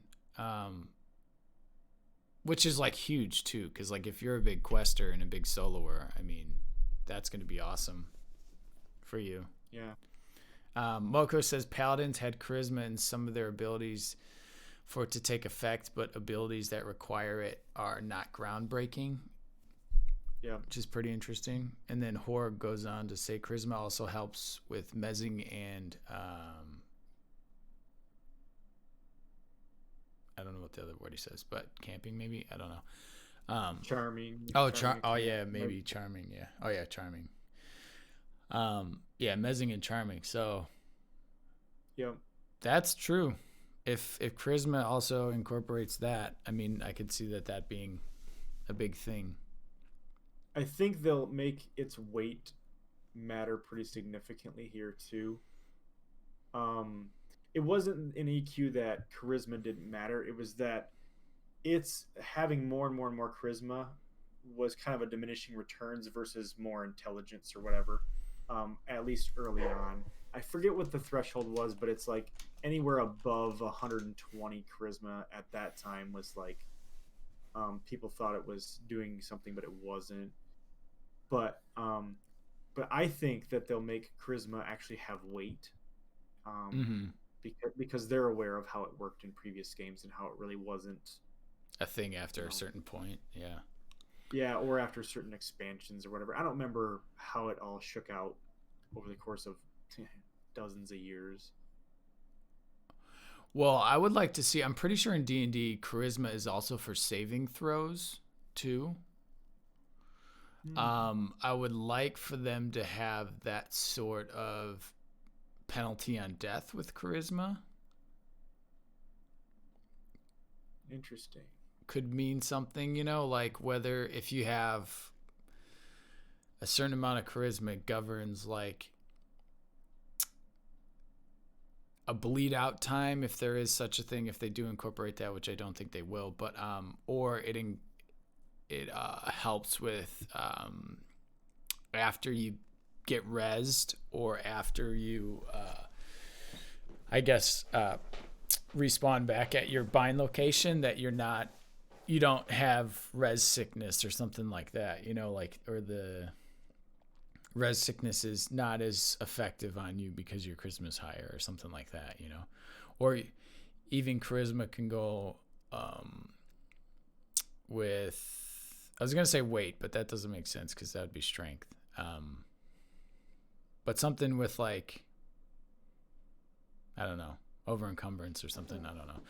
Maybe not, but I imagine, so there is an ability that I believe is on the paladin, but it may be the warrior. And it is not on the website anymore, but it was. And it was something to the effect of convincing your enemy to lay down their arms and basically just stop fighting you and to like you. Oh, really? And yeah, and I think that that's a neat mechanic because it is cool. It's like a different way to charm in a sense. Yeah, like a melee charm. It's a different way to control a zone or an area other than having to only mesmerize or kill or pull things uniquely. Like the ability to walk up to like the guard of a building and you guys don't have to fight him. You can just send him off running. Instead, convince him just to leave. Convince him or pay him off or something. Yeah, and I could see charisma actually being important in those instances. That would be really, really interesting. Moko says it was the Pally, by the way, that had that ability. Okay, cool. Yeah. I knew it was one of those. Yeah, that would be really, really interesting. And if it didn't work, like you just get extra aggro on the person trying to do it, Same, it's a win-win. same as a mess, like the tank, just go do it. Go talk to this guy and try and convince him. But then you end up killing him anyways because you want his loot. Oh, man. Yeah, I wouldn't try that on a Scar. I just don't think it's effective. Yeah, I know. So what do you think for actives with them? Maybe they took that ability off and are putting it in the active department. For the racial active? Yeah. That'd be interesting. That'd be very interesting. Pull it out of paladin and make it a racial? Yeah, make it a racial. So I'm guessing that they could possibly have some sort of active ability that has to do with trade skills because they're very much a bartering, trading, caravanning, pioneering type race. I think that they could have some actives that are actually go the route of trade skill modification. Right. And like how much they get per yield or something like that? Yeah, maybe. Maybe it's hard to say because we have no idea how the trade skills are going to work. We haven't seen anything with trade skills, so yeah, they have said they're affirmatively there. They're not, axing them. It is a system that will be there, but we don't know in what capacity. We have no information on it that I'm aware of anyway, not in information I've seen. Yeah. Moko said that ability is called Knight's Persuasion, and then Horror goes on to say charisma can also help with you in reverse and go negative charisma. You can fear in battle and intimidate. So there's another aspect to that too. So be an ogre and purposely like tank your charisma. Yeah, and just have really high charisma, or like maybe it works with a synergistic thing with your abilities. Some abilities benefit from charisma. Say, like I could see the warrior doing this with his banners.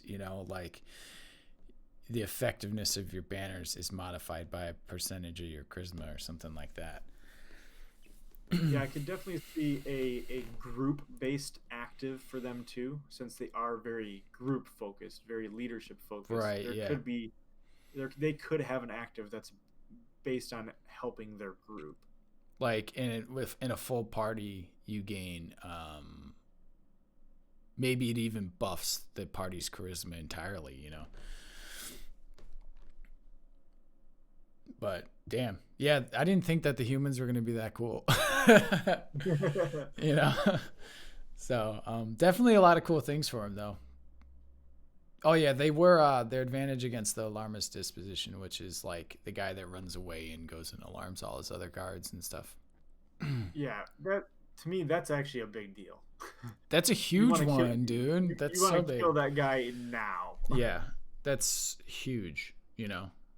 I remember in one of the streams that they just let the alarmist just run off and see what happened. And he came back with like 10 guys. And they're just like, oh, God.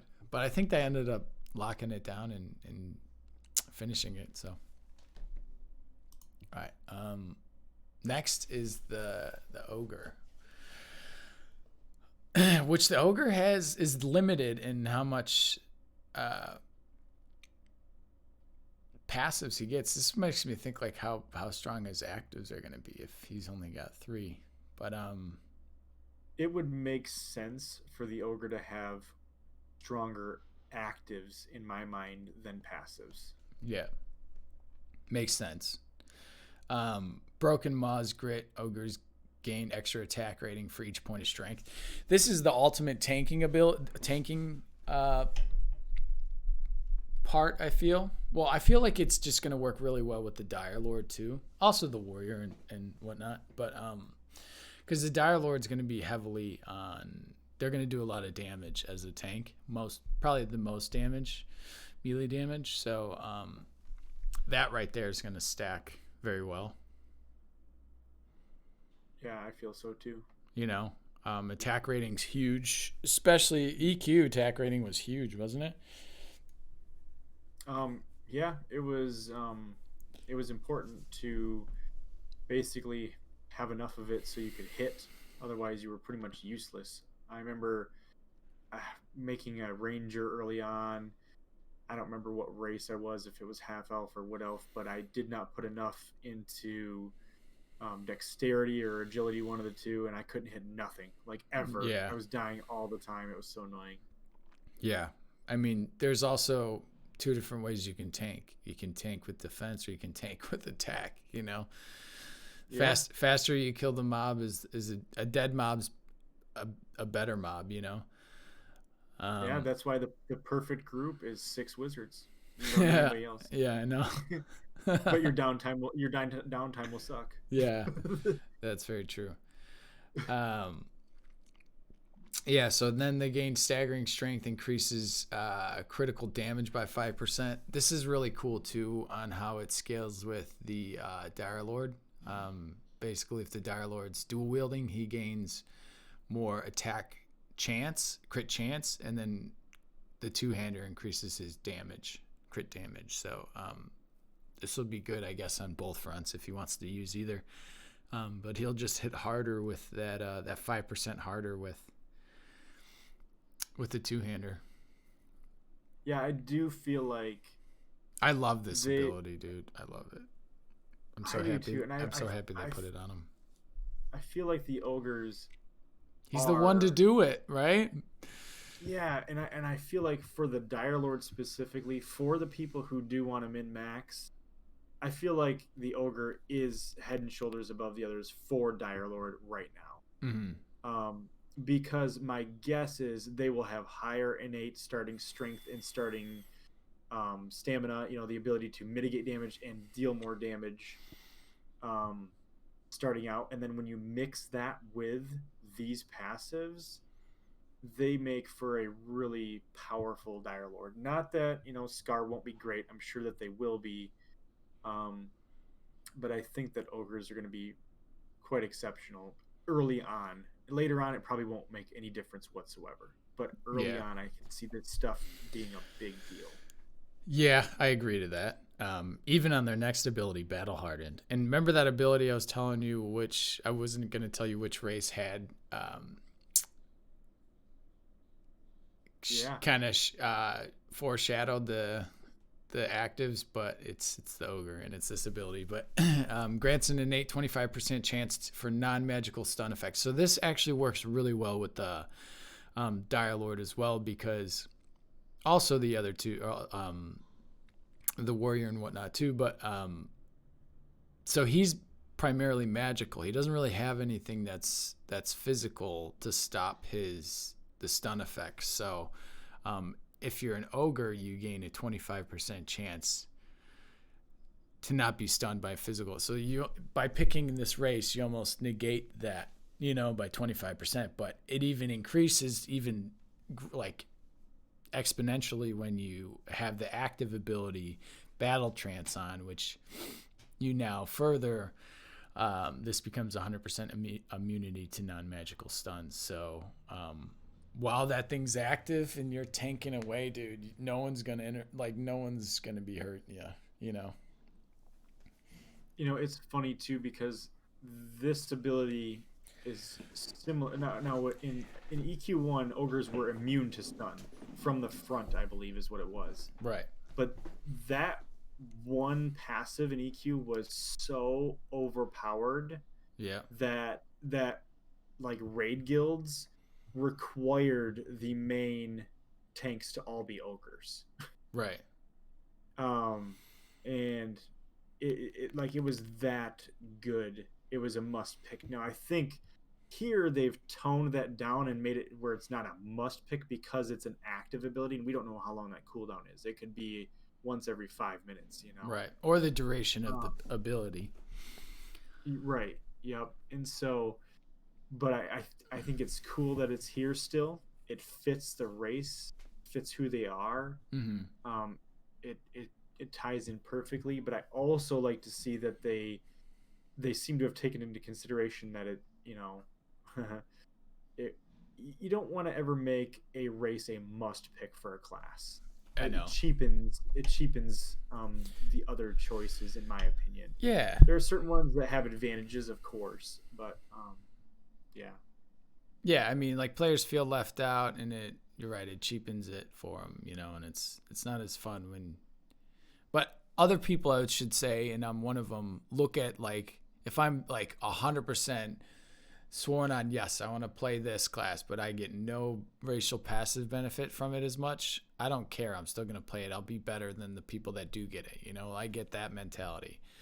And yeah, for some, that's really great, and I like that as well. But I get how, like, the pigeonholeness doesn't make it that fun for the class. So I look at ogres and I don't think of a rogue. I don't think of a druid.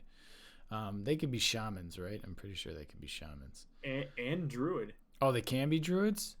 Yeah. Oh. Yep. Oh, well, let me eat my words real fast. Yeah. I know, but that was another one that threw me. Like, it makes sense when you sit back and think about it, but we've never seen an ogre be a druid before. I don't think so. But, I mean, it will be interesting, though. It's going to be hard to imagine for me. Yeah, because, I mean, the druid, they have this little, like, fox pet. So is it going to be like the Beast Lord, where the ogre has a different pet than what the halfling Yes, they will. Oh, and you've seen that? Or they said that, and they have different animations, too. Oh, cool. All the races have animations that are unique to the race. It's insane how much they're going to do with it, but I mean, they got a lot to finish, so it is really cool.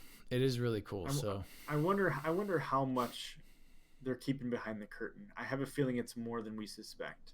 Oh yeah, for sure. I think there's a legality thing in there too with that. So, but yeah, so we'll see like how, and this makes me think like, cause that active ability, Battle Trance, directly correlates with Battle Hardened, what other abilities among the racings directly correlate with each other, or are they separate or independent, you know? And how are they building them? But it makes sense because they did break apart the immune to stun to a 25% chance, but you can get it 100% immunity, but only for maybe like 10 seconds or so, however long the duration is. But yeah, it's very interesting. I love that. I think that they're going to be awesome warriors and they're going to be awesome dire lords, so we'll see. And yeah, for what I want to see with the actives on them, I mean, we got that, but also I want to see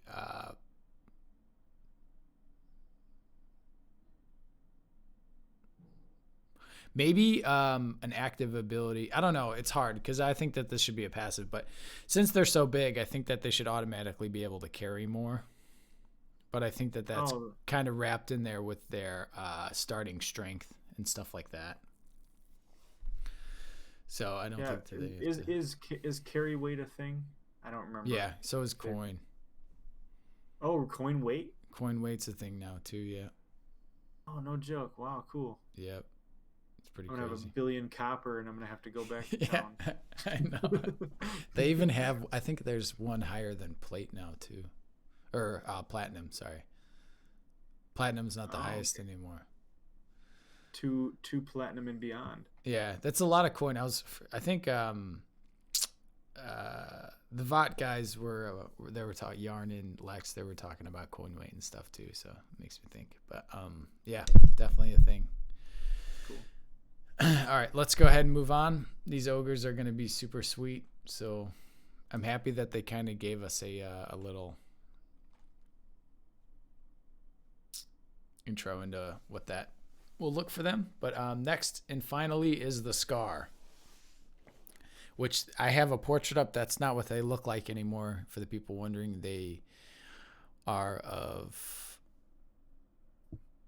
I guess, acid descent. They look like they got their faces melted off, but in a good way, I guess. However, that could be good, you know.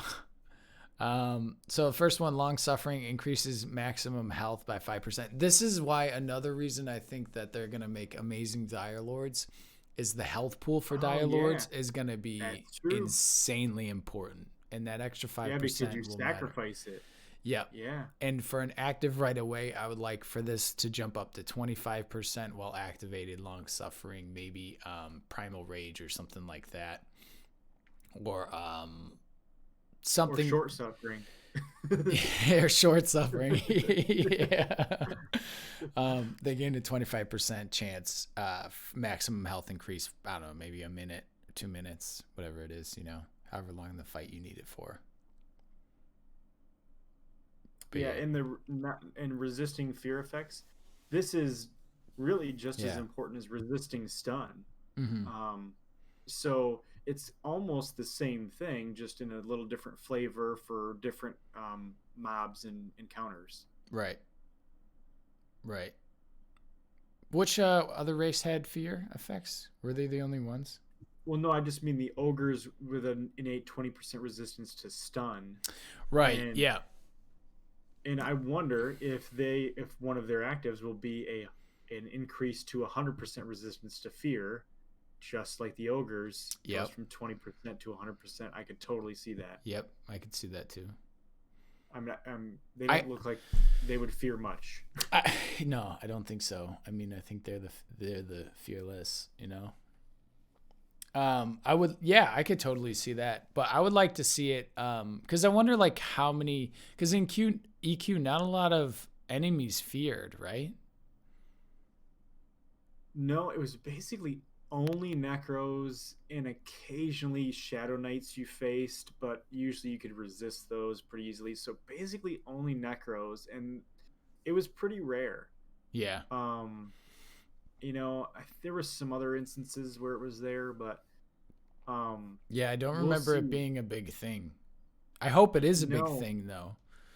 No, stun was huge in EverQuest. That's why it was such a big deal that the ogres had it, was because a melee character with slam could stun you, you know, once every I don't know, once every 30 seconds. Right. Yeah. With fear, it was a like spell cast, so you might only have it cast on you, I don't know, once per encounter. Yeah. So it was definitely and only with that type of yeah. mob. Yeah. So this makes me think. Have you watched the video of when they fight Sleepless in the isle, whatever, with the floating isles? He fears Ko, and he fucking runs straight off the cliff. So I mean, I didn't watch the end of it. Oh, you didn't? No, I only watched when they were on those like jumping islands and all that jazz. Yeah. So he got feared right off the cliff. Had to start at the beginning. So I mean, I think your tank not being able to get feared is a huge thing. Yeah. And it can be, especially. Well, I think anybody getting feared isn't ideal because they're gonna just go run and then go pull more ads. Yeah. And roamers and stuff. It has a lot greater risk to it than being stunned because you're staying in place when you're stunned. Very much more. Yep. I'd way rather get stunned than feared. And you have no control over your character. He's just running aimlessly wherever, Yeah. And if you go into the wrong area, that's not good. But I would love for them to have that also, that 100% resist to fear. Pack Hunter. A lot of people don't really care for this one. I think it's going to be pretty cool when you are in a pack of scars, but increases movement speed up to maximum of 5% when in range of scar group members. I think that this is good to getting into the fight too, because if somebody pulls somebody, you can quickly get up there, or also you could stay that far ahead. You're always in front. I wonder at how many group members you hit the maximum of 5%. Is it 3 or is it 6? I would guess you don't need an entire group of scar. No, it's just one. To hit that. Yeah, I think it's just one. It's just other scar group members. So I mean, it would probably, I would think it would just be another scar group member. You get it. As long as there's 2 of you. Right, but it says up to a maximum of 5, which makes me think possibly that if you're with one other scar group member, you get 1% or 2%. Yeah, one or 2%. Whereas if you have 3 of you, then it jumps up to 4, and then if you have 5 of you, it jumps up to 5. I don't know, just like because there's 6, so I mean maybe you get 1% per player. But it maxes at 5 or something. Yeah. Yeah, so like 1% would be 1 guy, 2% would be 2 guys, 3% would be 3 guys, 4% would be 4, and then 5. Oh no, it would make sense then for a full group. Yeah, it makes sense. Yeah, because the math works. You're one of the 6. Right. Yeah, you're the one of the 6. You're not counted in that. Yeah, you don't get it for yourself. Yeah. Moko says he could see Pack Hunter being changed not too effective of 5% run speed doesn't help much in a fight. Yeah, I think this passive is mostly pointless. Yeah. The only time I see this being of any help is traveling across long distances. Right. You won't, like, when you're running around, you don't even feel a 5% change. Only if you're in relation to other people who don't have it. It's so insignificant of a change. In any games that have a 5% or even 10% run speed increase, you can barely tell the difference. It's really only about 15 to 20% and above that you can actually start to really feel the difference. Like, you can escape better, you can you can chase down mobs better. 5%, I will say this, it may help you just swing that last hit to kill a mob before they run off into their friends to bring a mob down on you. There are times where, like, that has happened where they're just barely out of melee range and you can't hit them. Yeah. and this would help just barely close that gap so you can get the last hits, but it's insignificant for sure. I think you're right on the first part. I think it's more even a quality of life thing, kind of like how the Darkmere has to swim. You know, they could swim faster. They can run faster, but it's not going to be that beneficial unless you have 5. And I think that they're kind of pushing for scars to group together, which is cool because they're like kind of like that pack animal type of wolf type of mentality, you know. But I could see it being changed, but I also can see it correlating directly with another active ability that they have that they can buff the whole group or something like that. Doesn't matter if they're Scar or not, you know? That would make more sense. That the passive is small, but the active is pretty substantial. Right, because they only have 3 passives, so we got to assume that they're like the ogres, you know? That's what, like, really the only thing we can go off of, but I don't know. Like, I don't think it's that big of a deal. I think if they did want to rework it, they could, or incorporate it better. But I think, dude, like you said, running across the world 5% faster is going to be way better, you know? But, I mean, a 15% Spirit of the Wolf buff is going to be even better, you know? Yeah. So it's this run speed, the inconvenience, the massive inconvenience it may be to find an entire group of Scar will never outweigh me trying to go get a Spirit of Wolf buff instead. Yeah, that's very true.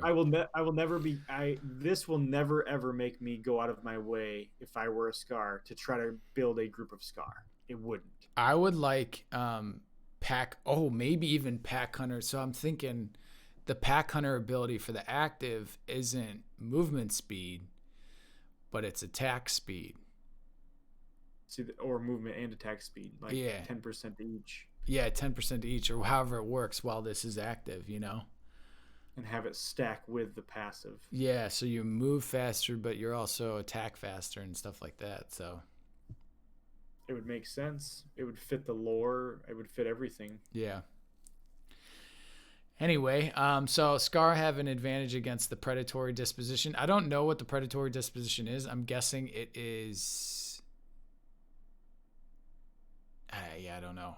X% chance to damage dealt and Y% or negative Y% to damage received may also nullify certain aspects of this disposition effects, which would be pretty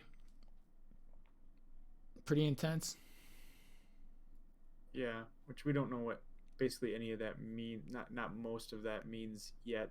So yeah. I think they could have just totally skipped even putting that on the website for now. I think maybe. Well, when we were writing out our abilities, dude, we were all about the X and Y's and Z's and you know. So maybe I mean I read it, I look at it, I'm like, okay, I get it. Yeah, whatever, cool.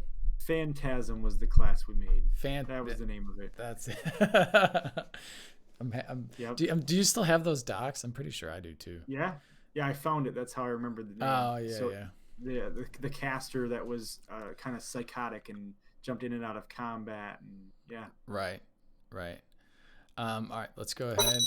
So that's all of them, guys. So what do you think in terms of the whole? To sum it up, what would you say for the actives and what you want to see over the passives? I think the passives do exactly what they're supposed to. They flavor each race differently, but they will not make or break your decision ever.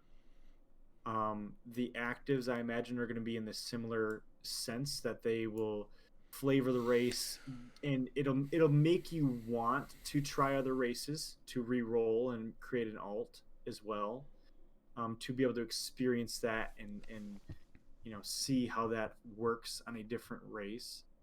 And I think that they're extremely well designed from what we can tell so far. I think they fit the lore very well, much better than, you know, a lot of games. It's just a a lot of passive abilities in games. Some fit well, there's like certain, paladin passives and certain things in games, but these do really fit. They even tie in the lore directly with the names of the passives. Like you said, they're named very well. Yep. And I love that, because when you read a passive like Fear of the Nine God, you're like, well, who's the Nine God? Right? It's good. It leads the person to want to learn about this character. Yeah, I agree. And I don't know why, I don't know where they come up with it, but I love that it's enriched in the lore. I think that that's the main thing, but it also encompasses the race. It makes sense to the races and why they would have them and why they wouldn't. Apart from like the pack hunter in the Scar, which Moko brings up, bloodlust would be cool on them too. That would be really awesome.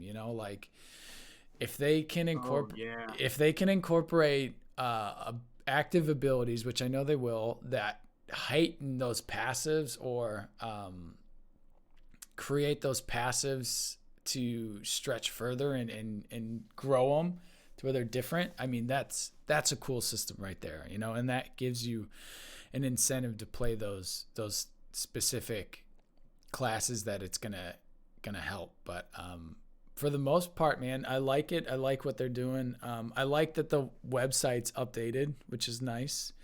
Yeah, I don't know if you've seen that. Yeah. Oh yeah, I was on there like moments later. Were you? Yeah. Yeah, and I was sending the link to friends. I'm like, look at this. It's pretty now. Yeah, I know. You could actually look at it. Yeah. But yeah, so hopefully in the next upcoming streams, I remember what's his name? Ben Dean, he was just saying that the actives are coming. So they've been saying it for a little bit now, but hopefully they're gonna stay tried and true. I'm just waiting, everything's hearsay at this point, but we'll see. But yeah, anyway, thanks again. Go ahead. Oh, I was just going to say, the thing that I love that I see about Pantheon that separates it from a lot of other MMOs that I will remain nameless, but they're all coming up as well. One of the big things that separates this is the fact that Chris Perkins, basically the head of development, right, will get on a stream and just talk at length about the lore and about why it matters, and you can see how much joy he has by sharing that. Right.